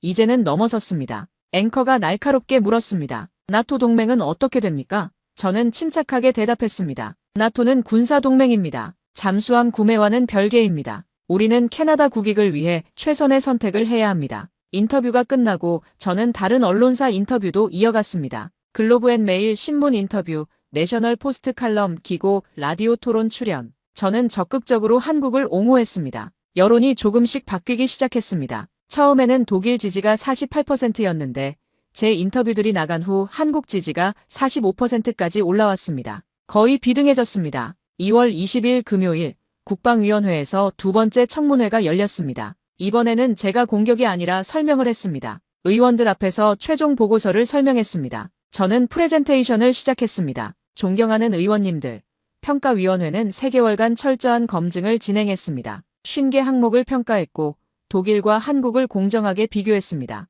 결론은 명확합니다. 한국이 기술적으로 우수합니다. 화면에 데이터를 보여줬습니다. 소음도 비교 그래프, AIP 성능 차트, 신뢰성 지수, 가격 비교, 모든 데이터가 한국 우위를 보여줬습니다. 야당 의원 맥케이가 다시 공격했습니다. 브린튼 씨, 당신이 독일에 편향됐다가 이제는 한국에 편향된 거 아닙니까? 저는 차분하게 반박했습니다. 아닙니다. 저는 처음에 독일을 선호했습니다. 하지만 데이터를 보고 생각을 바꿨습니다. 그게 편향이 아니라 과학입니다. 여당 의원 사라 존슨이 지지했습니다. 브린튼 씨가 옳습니다. 우리는 감정이 아니라 사실에 기반해 결정해야 합니다. 맥케이 의원이 반박했습니다. 하지만 동맹 관계도 사실 아닙니까? 저는 대답했습니다. 물론입니다. 하지만 동맹이라고 해서 성능 떨어지는 걸 비싸게 사라는 뜻은 아닙니다. 독일도 이해할 겁니다. 우리가 캐나다 국익을 우선한다는 것을요. 청문회는 4시간 동안 이어졌습니다. 하지만 이번에는 제가 우위를 점했습니다. 데이터가 워낙 명확했고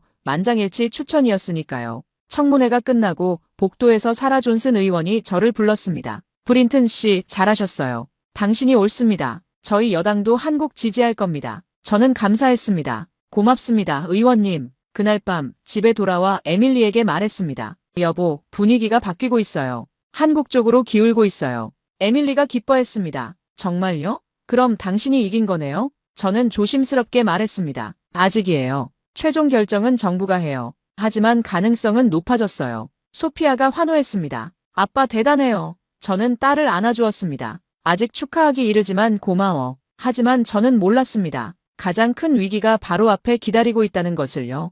2025년 3월 4일 수요일, 저는 출근길에 라디오에서 충격적인 뉴스를 들었습니다. 독일, 캐나다의 나토 협력 재검토 경고, 한국 선택 시 방산 협력 중단 시사. 제 심장이 쿵쾅거렸습니다. 국방부에 도착하자마자 긴급회의 소집 연락이 왔습니다. 오전 9시 국방장관실. 저는 급히 올라갔습니다. 회의실에는 휴즈 장관, 외교부 차관, 총리실 비서실장이 앉아 있었습니다. 휴즈 장관이 심각한 표정으로 말했습니다. 브린튼, 들었나? 독일이 최후 통첩을 보냈어. 외교부 차관이 문서를 보여줬습니다. 독일 외무부 공식 서한이었습니다. 캐나다가 한국을 선택할 경우 독일은 다음 조치를 취할 것임. 1. 나토 내 캐나다 마이너스 독일 양자 협력 중단. 2. 방산 협력 프로젝트 전면 재검토. 3. 유럽연합 내 캐나다 기업에 대한 불이익 검토. 저는 충격을 받았습니다. 이건 협박이잖아요. 총리실 비서실장이 말했습니다. 협박이든 뭐든 심각한 위협입니다.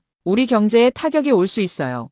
휴즈 장관이 저를 바라봤습니다. 브린튼, 정말 한국이 이 모든 위험을 감수할 만큼 가치가 있나? 저는 잠시 망설였습니다. 60조 원 프로젝트 때문에 국가 외교가 흔들린다? 나토 협력이 중단된다?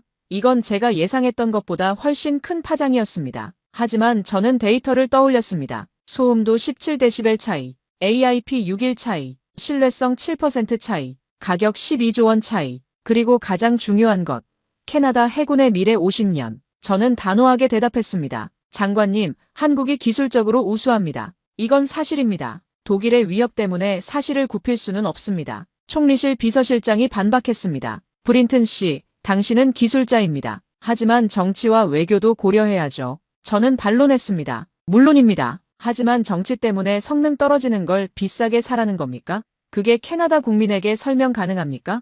외교부 차관이 한숨을 쉬었습니다. 설명 가능성의 문제가 아닙니다. 국가 안보의 문제입니다. 회의는 2시간 동안 이어졌습니다. 저는 혼자서 3사람을 상대로 싸웠습니다. 데이터를 보여주고 인도네시아 사례를 설명하고 독일 엔지니어들의 증언을 인용했습니다. 하지만 그들은 흔들렸습니다. 회의가 끝나고 휴즈 장관이 저를 불렀습니다. 브린튼, 자네 입장은 이해하네. 하지만 이건 내 권한 밖이야. 총리가 결정할 문제야. 저는 물었습니다. 총리님 의견은 어떻습니까? 휴즈 장관이 고개를 저었습니다. 모르겠네. 독일 압박에 흔들리고 계셔. 저는 좌절감을 느꼈습니다. 3개월간의 노력이 독일의 정치 압박 앞에 무너지는 건가요? 오후 3시, 저는 사무실로 돌아왔습니다. 데이비드가 기다리고 있었습니다. 막스, 들었어? 독일이 최후 통첩을 보냈다며? 저는 고개를 끄덕였습니다. 응, 심각해. 나토 협력 중단이래. 데이비드가 걱정스러운 표정을 지었습니다. 막스, 이거 뒤집힐 수도 있어. 정치 압력이 너무 세.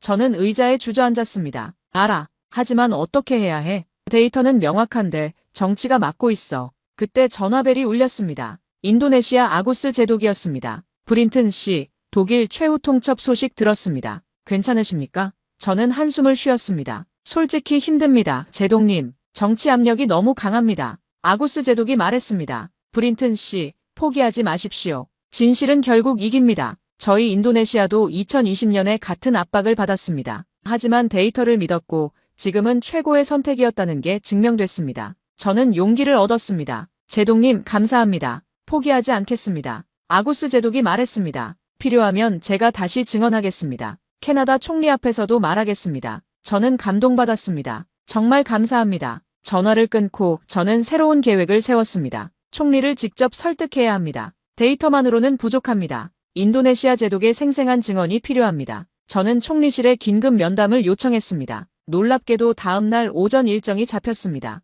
카니 총리가 저를 만나주기로 했습니다. 3월 5일 목요일 오전 10시, 저는 총리 집무실에 들어갔습니다. 카니 총리는 피곤한 표정이었습니다. 위원장, 무슨 일로 찾아왔습니까? 저는 직설적으로 말했습니다. 총리님, 독일 압박에 굴복하시면 안 됩니다. 카니 총리가 한숨을 쉬었습니다. 위원장, 쉬운 결정이 아닙니다. 나토 협력이 중단되면 우리 안보에 구멍이 생겨요. 저는 반박했습니다. 총리님, 나토는 집단 방위 체계입니다. 독일 하나가 빠져도 미국, 영국, 프랑스가 있습니다. 카니 총리가 고개를 저었습니다. 그래도 독일은 중요한 파트너입니다. 저는 다른 각도로 설득했습니다. 총리님, 국민들에게 어떻게 설명하시겠습니까? 성능 좋고 싸은 한국을 놔두고 성능 떨어지고 비싼 독일을 샀다고요? 독일이 협박해서 어쩔 수 없었다고요? 카니 총리가 말문이 막혔습니다. 저는 계속 설득했습니다. 총리님, 여론조사 보셨죠? 국민 49%가 한국 지지합니다. 국민이 원하는 걸 정치가 막아서는 안 됩니다. 게다가 인도네시아 제독이 증언하겠다고 했습니다. 총리님 앞에서 직절요. 카니 총리가 관심을 보였습니다. 제독이 직접 온다고요? 저는 고개를 끄덕였습니다. 네, 3년 운용 경험을 생생하게 증언하겠답니다. 독일 협박이 얼마나 근거 없는지 보여드리겠습니다. 카니 총리가 잠시 생각하더니 말했습니다. 알겠습니다. 내일 오후 내각회의가 있습니다. 제독을 모시고 오십시오. 직접 듣겠습니다. 저는 기뻤습니다. 감사합니다. 총리님. 총리실을 나오며 저는 안도했습니다. 마지막 기회를 얻었습니다. 하지만 동시에 부담도 컸습니다. 이게 마지막입니다. 내일 내각회의에서 실패하면 모든 게 끝입니다. 저는 즉시 아구스 제독에게 연락했습니다. 제독님, 내일 오후 캐나다 내각회의에서 증언해 주실 수 있습니까? 아구스 제독이 단호하게 대답했습니다. 물론입니다. 지금 출발하겠습니다. 그날 밤, 저는 아구스 제독이 도착할 때까지 공항에서 기다렸습니다. 밤 11시, 자카르타에서 출발한 비행기가 도착했습니다. 아구스 제독이 피곤한 표정으로 입국장을 나왔습니다. 제독님, 먼 길 오시느라 수고하셨습니다. 아구스 제독이 웃었습니다. 괜찮습니다. 진실을 위해서라면 지구 반대편이라도 가야죠. 저는 감동받았습니다. 감사합니다. 호텔로 이동하며 저는 내일 전략을 설명했습니다. 제독님, 내각회의에서 가장 중요한 건 독일 협박이 근거 없다는 걸 보여주는 겁니다. 인도네시아도 같은 압박을 받았지만 한국을 선택했고 후회하지 않는다고 강조해주세요. 아구스 제독이 고개를 끄덕였습니다. 걱정 마십시오. 제가 확실히 보여드리겠습니다. 한국이 얼마나 훌륭한지, 독일 협박이 얼마나 허풍인지. 그날 밤 저는 집에 늦게 들어왔습니다. 에밀리가 기다리고 있었습니다. 여보, 괜찮아요? 저는 아내를 안았습니다. 내일이 결정적인 날이에요. 마지막 기회예요. 에밀리가 제 손을 잡았습니다. 당신은 최선을 다했어요. 결과가 어떻든 자랑스러워요. 저는 잠자리에 들었지만 잠이 오지 않았습니다. 내일 내각회의, 캐나다 최고위 의사결정자들 앞에서의 마지막 설득. 성공하면 한국이 이기고 실패하면 모든 게 물거품입니다. 새벽 3시, 저는 침대에서 일어나 서재로 갔습니다. 내일 프레젠테이션을 마지막으로 점검했습니다. 데이터, 그래프, 증언, 모든 게 준비됐습니다. 이제 운명의 날만 기다리면 됩니다. 2025년 3월 6일 금요일, 운명의 날이 밝았습니다. 저는 새벽 6시에 일어나 샤워를 하고 정장을 차려입었습니다. 오늘은 제 27년 경력의 정점이 될 날입니다. 아침 식사를 하며 에밀리가 말했습니다. 여보, 긴장하지 마요. 당신은 옳은 일을 하고 있어요. 소피아가 포옹하며 말했습니다. 아빠, 파이팅! 저는 가족을 안았습니다. 고마워. 여러분 덕분에 힘이 나요. 오전 9시, 저는 아구스 제독을 호텔에서 픽업했습니다. 제독님, 준비되셨습니까? 아구스 제독이 자신있게 말했습니다. 물론입니다. 오늘 캐나다 정부의 진실을 보여드리겠습니다. 오후 2시, 총리 집무실 대회의실, 캐나다 내각회의가 시작됐습니다. 마크 칸이 총리를 중심으로 15명의 장관들이 둘러앉았습니다. 국방장관, 외교장관, 재무장관, 산업장관 등 캐나다 최고위 의사결정자들이었습니다. 칸이 총리가 회의를 시작했습니다. 오늘은 CPSP 프로젝트 최종 결정을 내리겠습니다. 먼저 브린튼 평가위원장의 보고를 듣겠습니다. 저는 단상에 섰습니다. 총리님, 장관님들께서, 저는 27년간 해군 조달을 담당해온 막스 브린튼입니다. 3개월간 철저한 평가를 진행했습니다. 결론은 명확합니다. 한국 HD현대가 기술적으로 우수합니다. 화면에 데이터가 떴습니다. 저는 하나하나 설명했습니다. 소음도 17데시벨 차이, AIP 6일 차이, 신뢰성 7% 차이, 가격 12조 원 차이. 모든 지표가 한국 우위를 보여줬습니다. 외교장관이 손을 들었습니다.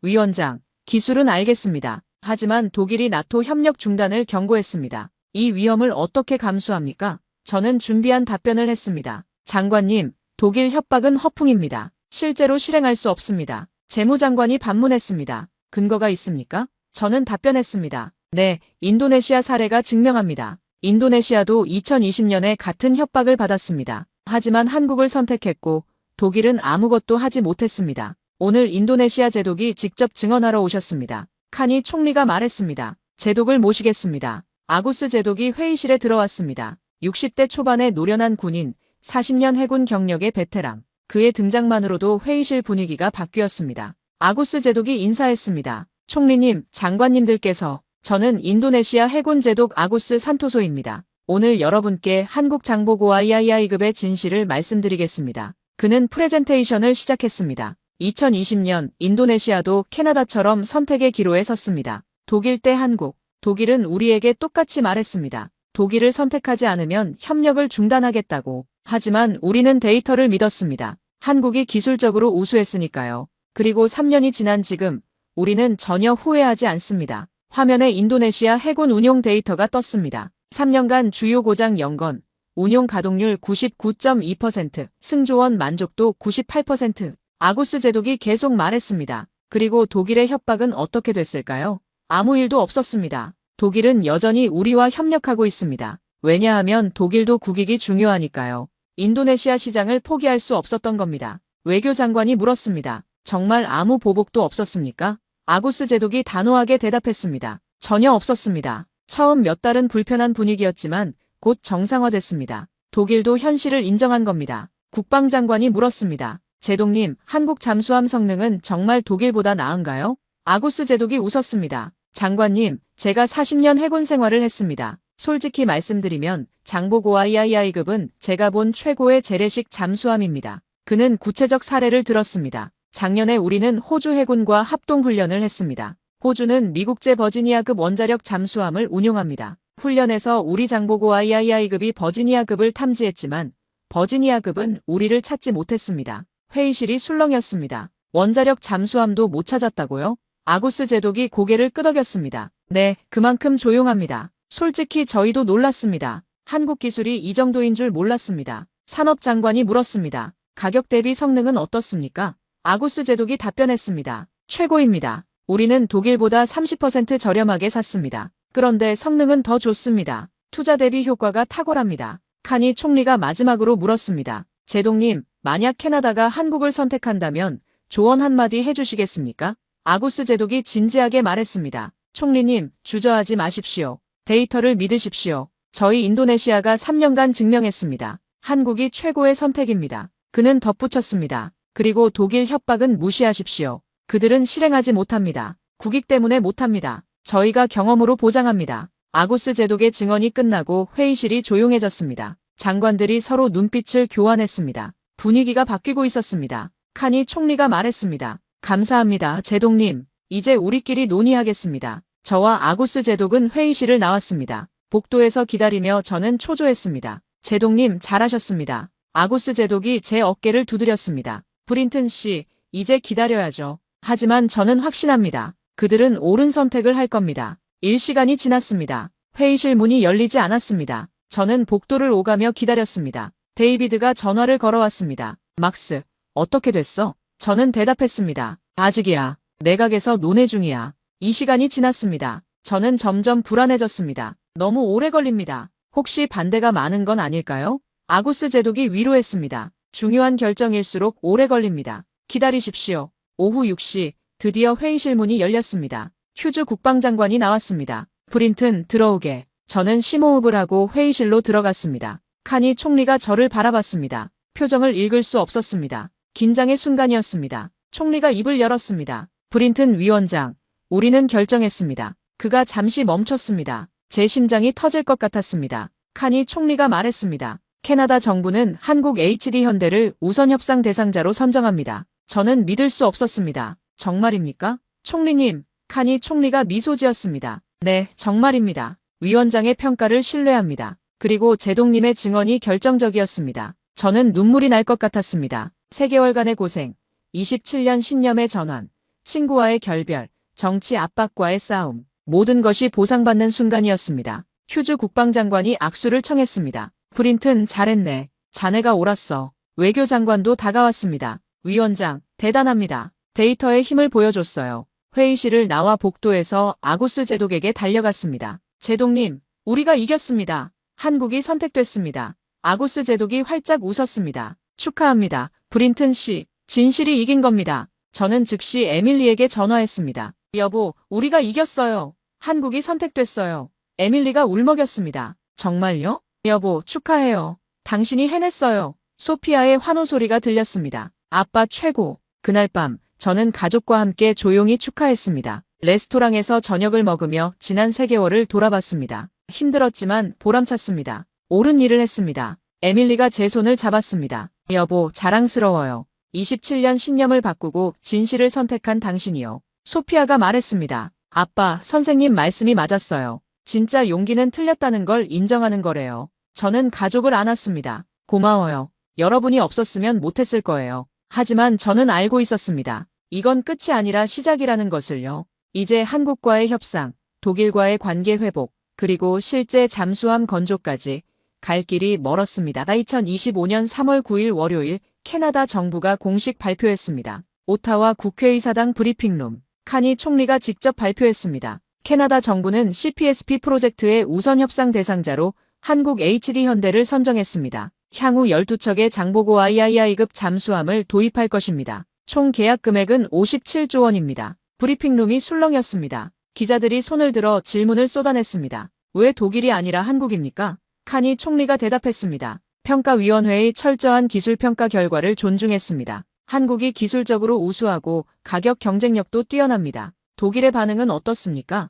카니 총리가 답변했습니다. 독일은 소중한 동맹국입니다. 이번 결정이 양국 관계에 영향을 주지 않기를 바랍니다. 우리는 계속 협력할 것입니다. 나토 협력 중단 경고에 대해서는 카니 총리가 단호하게 말했습니다. 우리는 협박에 굴복하지 않습니다. 캐나다 국익을 최우선으로 합니다. 나토 협력은 별개 문제입니다. 브리핑이 끝나고 저는 기자들에게 둘러싸였습니다. 브린튼 위원장, 한국 선택의 결정적 이유가 뭡니까? 저는 자신있게 대답했습니다. 데이터입니다. 한국이 모든 기술 지표에서 독일을 앞섰습니다. 27년간 독일을 신봉했는데 생각을 바꾼 이유는? 저는 솔직하게 대답했습니다. 저는 데이터를 믿는 사람입니다. 과거의 신념보다 현재의 사실이 중요합니다. 한국이 독일을 넘어섰다는 명확한 증거를 봤습니다. 독일 엔지니어 친구들과의 관계는 저는 잠시 멈칫했습니다. 개인적으로는 안타깝습니다. 하지만 업무는 업무입니다. 친구들도 언젠가 이해해 주리라 믿습니다. 뉴스는 전 세계로 퍼져나갔습니다. CNN, BBC, 엘저지러 모두 이 소식을 톱으로 다뤘습니다.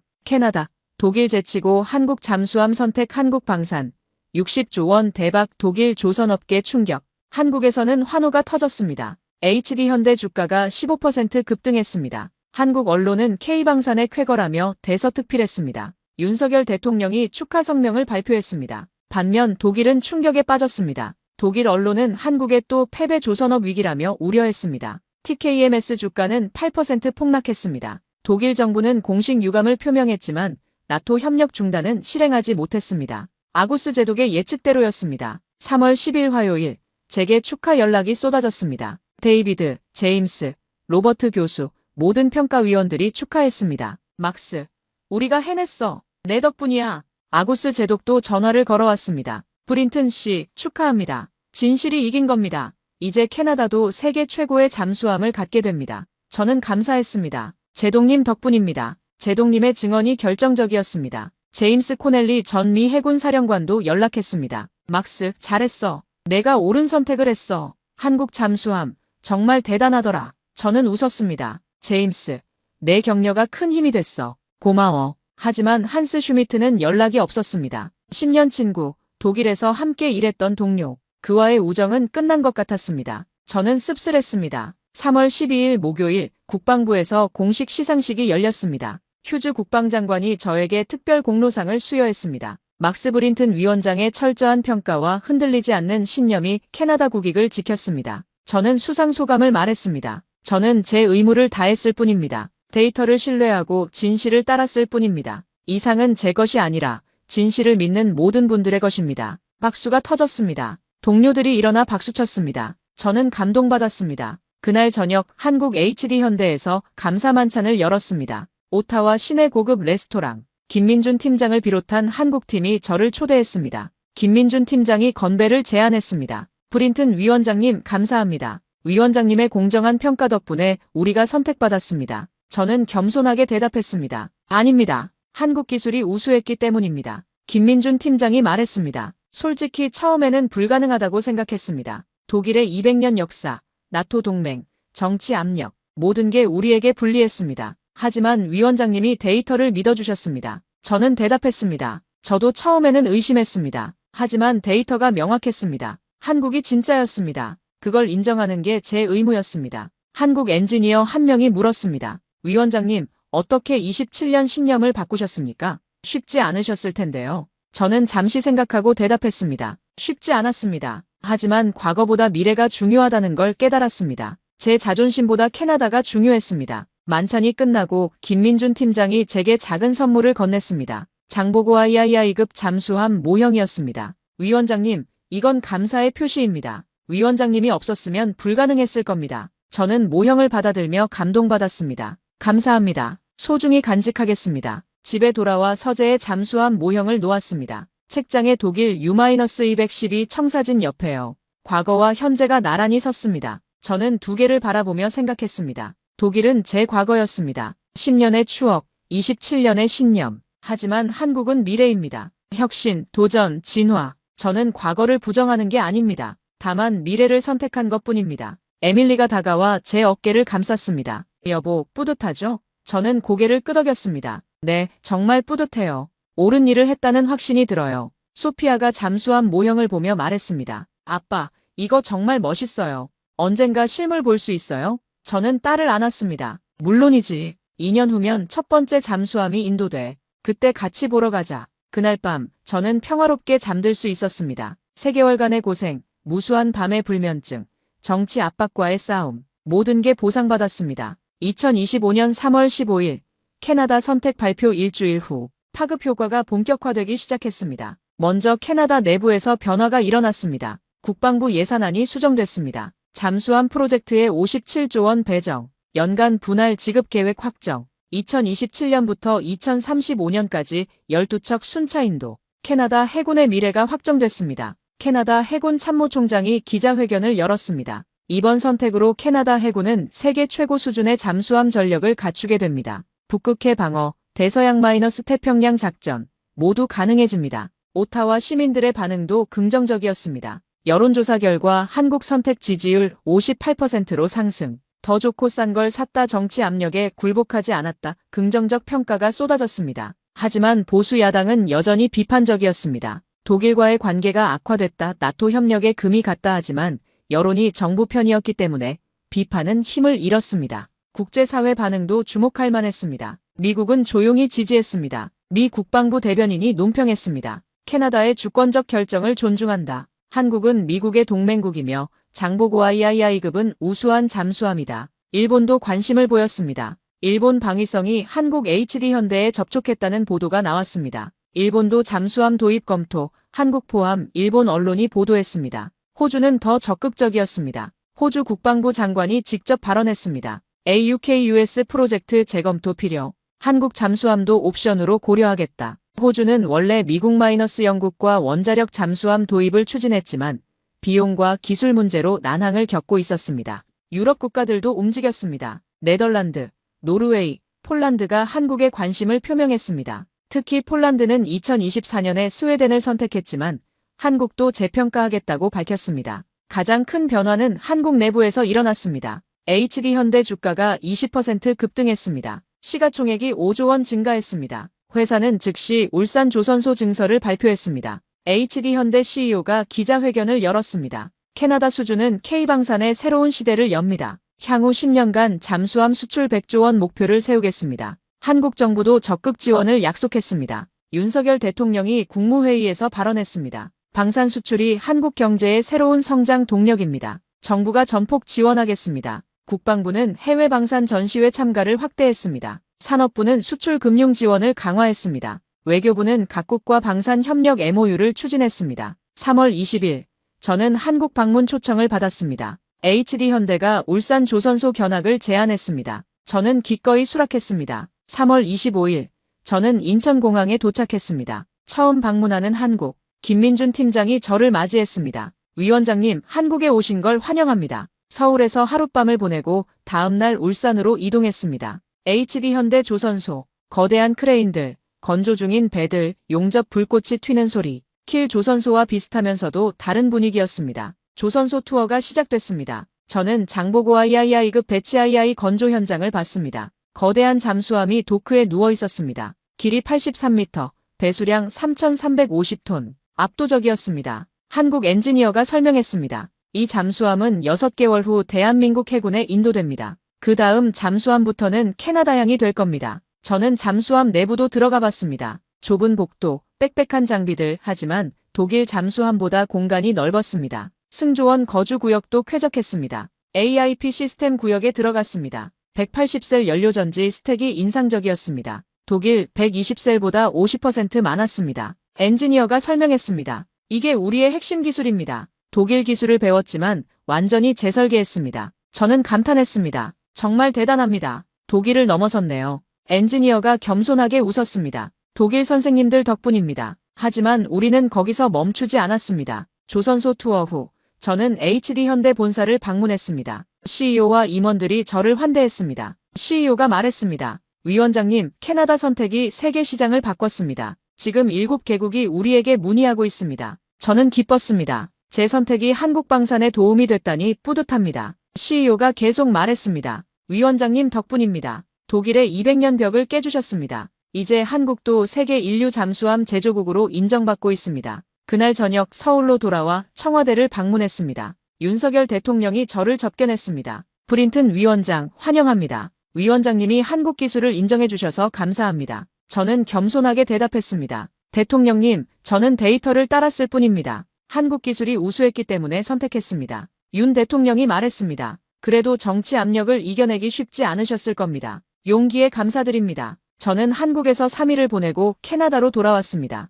짧지만 인상적인 방문이었습니다. 한국의 기술력, 엔지니어들의 열정, 정부의 지원, 모든 게 인상적이었습니다. 캐나다로 돌아오니 더 많은 소식이 기다리고 있었습니다. 독일이 공식적으로 나토 협력 중단을 철회했습니다. 아구스 제독의 예측대로였습니다. 독일도 현실을 인정한 것입니다. 독일 외무부 성명 캐나다는 주권국가로서 자유로운 선택을 할 권리가 있다. 독일은 캐나다와의 협력을 계속하겠다. 협박은 허풍이었습니다. 4월 1일 캐나다-한국 정상회담이 열렸습니다. 카니 총리가 서울을 방문했습니다. 양국은 포괄적 전략 동반자 관계를 선언했습니다. 방산협력, 경제협력, 기술협력 모든 분야에서 협력을 확대하기로 했습니다. 저는 뉴스를 보며 뿌듯했습니다. 제 선택이 양국 관계 발전에 기여했습니다. 단순한 잠수함 구매가 아니라 새로운 파트너십의 시작이었습니다. 2025년 6월 캐나다 선택 3개월 후 글로벌 잠수함 시장에 지각 변동이 일어났습니다. 첫 번째 도미노는 호주였습니다. 6월 15일 호주 정부가 발표했습니다. AUKUS 원자력 잠수함 프로젝트 재검토, 한국 HD-현대 장보고와 IAEA급 포함 검토. 호주는 원래 미국-영국과 원자력 잠수함 도입을 추진했지만 비용이 천문학적이었습니다. 한 척당 8조 원, 총 8척에 64조 원. 게다가 기술 이전도 제한적이고 인도 시기도 2040년 이후였습니다. 반면 한국 장보고 IAEA급은 한 척당 4.8조 원, 총 38조 원, 거의 절반 가격이었습니다. 게다가 기술 이전 가능, 호주 현지 건조 가능, 인도 시기도 2030년대 초반, 모든 면에서 유리했습니다. 호주 국방장관이 캐나다를 방문했습니다. 저를 만나고 싶다고 했습니다. 6월 20일 오타와 국방부에서 만났습니다. 브린튼 위원장, 당신의 평가 보고서를 읽었습니다. 인상적이더군요. 호주도 같은 고민을 하고 있습니다. 저는 솔직하게 조언했습니다. 장관님, 데이터를 보십시오. 원자력 잠수함이 필요한지, 재래식으로 충분한지. 호주의 작전 환경을 고려하면 재래식도 충분합니다. 호주 국방장관이 고개를 끄덕였습니다. 그게 우리 고민입니다. 원자력은 비싸고 복잡합니다. 하지만 중국 위협에 대응하려면 성능이 중요합니다. 저는 대답했습니다. 장보고 IAEA급 성능을 과소평가하지 마십시오. 은밀성 면에서는 일부 원자력 잠수함보다 낫습니다. 7월 호주 정부가 한국에 평가단을 파견했습니다. 울산 조선소 방문, 대한민국 해군 훈련 참관, 기술 브리핑, 2주간의 철저한 평가가 이루어졌습니다. 8월 10일 호주가 발표했습니다. AUKUS 프로젝트 병행 추진, 원자력 잠수함 4척, 한국 재래식 잠수함 6척 도입. 절충안이었지만 한국에게는 48조 원 규모 계약이었습니다. 두 번째 도미노는 폴란드였습니다. 폴란드는 2024년 스웨덴을 선택했지만 계약 조건 협상에서 난항을 겪고 있었습니다. 스웨덴이 제시한 기술 이전 조건이 불만족스러웠던 것입니다. 8월 20일 폴란드 국방장관이 서울을 방문했습니다. HD-현대와 재협상을 시작했습니다. 2024년 평가는 한국이 근소하게 졌습니다. 하지만 캐나다와 호주 선택을 보니 재평가가 필요합니다. 9월 폴란드가 스웨덴과의 계약을 파기했습니다. 그리고 한국과 새로운 협상을 시작했습니다. 세 척 15조 원 규모. 캐나다가 증명했습니다. 한국이 세계 최고라는 것을. 세 번째 도미노는 네덜란드였습니다. 네덜란드는 오래된 발르스급 잠수함 4척을 교체해야 했습니다. 독일, 프랑스, 스웨덴, 한국이 경쟁했습니다. 10월 5일 네덜란드 국방부가 발표했습니다. 한국 HD-현대 선정, 4척, 20조 원 계약. 네덜란드 국방장관이 설명했습니다. 캐나다의 철저한 평가를 참고했습니다. 브린튼 위원장의 보고서가 결정적이었습니다. 저는 뉴스를 보며 놀랐습니다. 제 보고서가 다른 나라 결정에도 영향을 미쳤습니다. 제 평가가 글로벌 스탠다드가 된 것입니다. 2025년 말까지 한국은 총 5개국과 잠수함 계약을 체결했습니다. 캐나다 60조 원, 호주 48조 원, 폴란드 15조 원, 네덜란드 20조 원, 그리고 인도네시아 추가 3척 12조 원, 총 155조 원. HD-현대는 세계 1위 잠수함 제조사로 부상했습니다. 독일 TKMS를 제치고 수주잔고 1위. 한국 조선업의 새로운 전성기였습니다. 국제방산 전시회에서도 변화가 보였습니다. 11월 두바이 방산 전시회. 한국 부스가 가장 인기였습니다. 각국 국방장관들이 줄을 서서 상담을 요청했습니다. 사우디아라비아, UAE, 이집트, 브라질, 칠레 모두 한국 잠수함에 관심을 표명했습니다. 캐나다가 선택했다면 우리도 믿을 수 있다. 독일 TKMS는 위기에 빠졌습니다. 주가가 30% 폭락했습니다. 신규 수주가 급감했습니다. 독일 언론은 조선업 위기 한국에 추월당했다며 우려했습니다. 12월 독일 정부가 조선업 지원 대책을 발표했습니다. 5조 원 규모 긴급 지원. 하지만 근본적 문제는 기술 경쟁력이었습니다. 한국이 독일을 넘어선 것을 시장이 인정한 것입니다. 한편 저는 국제적 명성을 얻었습니다. 각국에서 자문 요청이 쏟아졌습니다. 호주, 폴란드, 네덜란드 모두 저에게 자문을 요청했습니다. 브린튼 위원장의 평가 방법론을 배우고 싶습니다. 12월 10일 저는 파리에서 열린 국제방산 포럼에 초청됐습니다. 공정한 무기평가 정치와 기술의 균형이라는 주제로 기조 연설을 했습니다. 신사숙녀 여러분, 저는 27년간 독일을 신봉했습니다. 하지만 데이터가 저를 바꿨습니다. 여러분께 말씀드립니다. 과거에 집착하지 마십시오. 전통과 역사도 중요하지만 현재의 성능이 더 중요합니다. 청중이 박수를 쳤습니다. 저는 계속 말했습니다. 정치 압력도 무시하십시오. 협박에 굴복하지 마십시오. 국익을 최우선으로 하십시오. 데이터를 믿으십시오. 진실은 결국 이깁니다. 강연이 끝나고 많은 국방 관계자들이 저에게 다가왔습니다. 명함을 교환하고 협력을 약속했습니다. 저는 더 이상 캐나다 국방부 분석관이 아니었습니다. 글로벌 방산 평가 전문가가 된 것입니다. 2025년 12월 31일, 한 해의 마지막 날, 저는 가족과 함께 집에서 조용히 보냈습니다. TV에서는 연말 특집 뉴스가 나왔습니다. 2025년 최고의 뉴스 캐나다, 한국 잠수함 선택. 앵커가 말했습니다. 이 선택은 단순한 무기 구매가 아니었습니다. 글로벌 방산 시장의 판도를 바꿨습니다. 독일의 200년 독주가 끝나고 한국의 시대가 열렸습니다. 에밀리가 제 손을 잡았습니다. 여보, 당신이 역사를 바꿨어요. 저는 겸손하게 웃었습니다. 아니에요. 저는 제 일을 했을 뿐이에요. 소피아가 말했습니다. 아빠 정말 대단해요. 자정이 되고 2026년이 밝았습니다. 새로운 해, 새로운 시작. 저는 창밖의 불꽃놀이를 바라보며 생각했습니다. 제 선택이 이렇게 큰 파장을 일으킬 줄 몰랐습니다. 하지만 저는 후회하지 않습니다. 옳은 일을 했으니까요. 2026년 캐나다 선택 1년 후, 저는 완전히 다른 사람이 되어 있었습니다. 국방부에서 승진 제안이 왔습니다. 조달본부장으로 승진, 대폭 연봉 인상. 하지만 저는 거절했습니다. 대신 새로운 길을 선택했습니다. 저는 독립 컨설턴트로 독립했습니다. 브린튼 방산 컨설팅 설립. 각국 정부의 무기평가를 자문하는 전문 컨설팅 회사였습니다. 첫 고객은 호주 정부였습니다. 호주 국방부가 공식적으로 저를 고용했습니다. 잠수함 평가 자문, 6개월 계약, 컨설팅 비용 5억 원. 제 새로운 커리어의 시작이었습니다. 저는 더 이상 독일 신봉자가 아니었습니다. 27년간 믿었던 신념을 버렸습니다. 하지만 그게 저를 자유롭게 만들었습니다. 이제 저는 어느 나라에도 편향되지 않습니다. 오직 데이터만 믿습니다. 4월. 저는 캐나다 대학교에서 특별 강의를 시작했습니다. 방산평가론 데이터 기반 의사결정 매주 화요일 저녁 2시간 강의, 학생들이 열광했습니다. 강의 첫날, 저는 학생들에게 말했습니다. 여러분, 저는 27년간 틀렸습니다. 독일이 최고라고 믿었죠. 하지만 데이터가 저를 바꿨습니다. 여러분께 말씀드립니다. 선입견을 버리십시오. 권위를 맹신하지 마십시오. 데이터를 믿으십시오. 학생 한 명이 손을 들었습니다. 교수님, 그럼 전통과 역사는 의미 없나요? 저는 대답했습니다. 아닙니다. 전통과 역사도 중요합니다. 하지만 그것이 현재를 가려서는 안 됩니다. 과거의 영광이 현재의 성능을 보장하지 않습니다. 다른 학생이 물었습니다. 정치 압력은 어떻게 이겨내나요?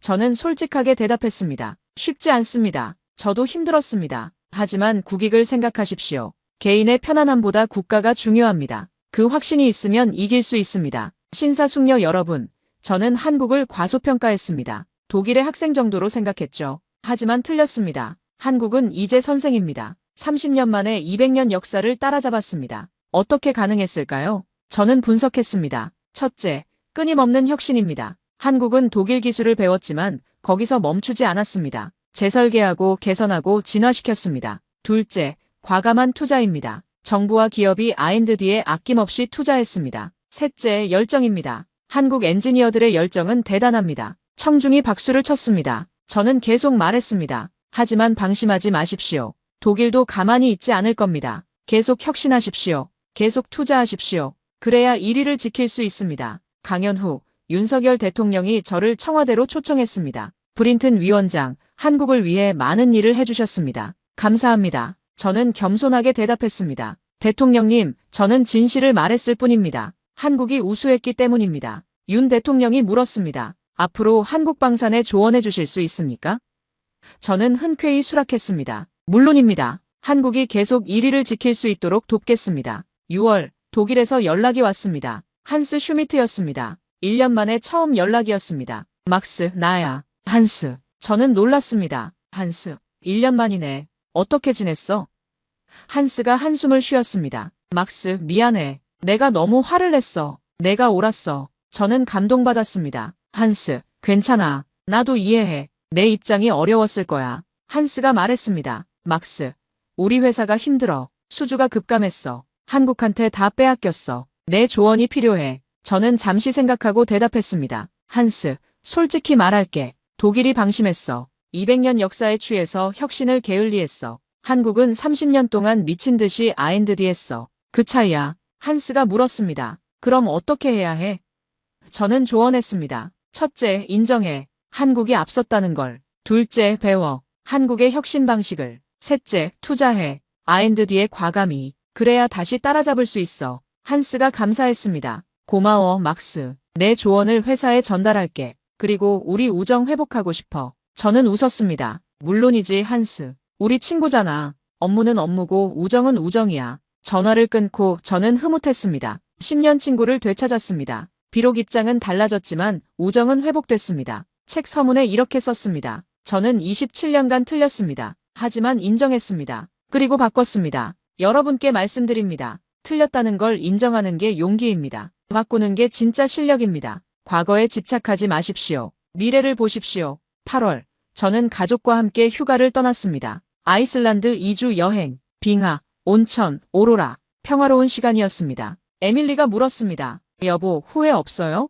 국방부 승진도 거절하고 독립했잖아요. 저는 아내의 손을 잡았습니다. 전혀 없어요. 지금이 제 인생에서 가장 행복해요. 자유롭고 의미 있고 보람 있어요. 소피아가 말했습니다. 아빠, 제 친구들이 아빠 책 읽었대요. 다들 멋있다고 해요. 저는 딸을 안았습니다. 고마워, 소피아. 아빠도 여러분이 자랑스러워. 오로라를 보며 저는 생각했습니다. 1년 전, 저는 위기에 빠져 있었습니다. 27년 신념의 붕괴, 정치 압력, 친구와의 결별. 하지만 지금은 완전히 다른 사람이 됐습니다. 더 자유롭고 더 현명하고 더 행복한 사람으로요. 제가 배운 교훈은 간단합니다. 과거에 집착하지 말고 미래를 보라. 권위를 맹신하지 말고 데이터를 믿어라. 정치 압력에 굴복하지 말고 국익을 지켜라. 그리고 틀렸다면 인정하고 바꿔라. 이것이 제가 27년 경력을 통해 얻은 가장 소중한 깨달음입니다. 진실은 결국 이깁니다. 데이터는 거짓말하지 않습니다. 용기를 가지십시오. 옳은 선택을 하십시오. 긴 시간 시청해주셔서 진심으로 감사합니다. 여러분 모두 현명한 선택을 하시길 바랍니다. 감사합니다.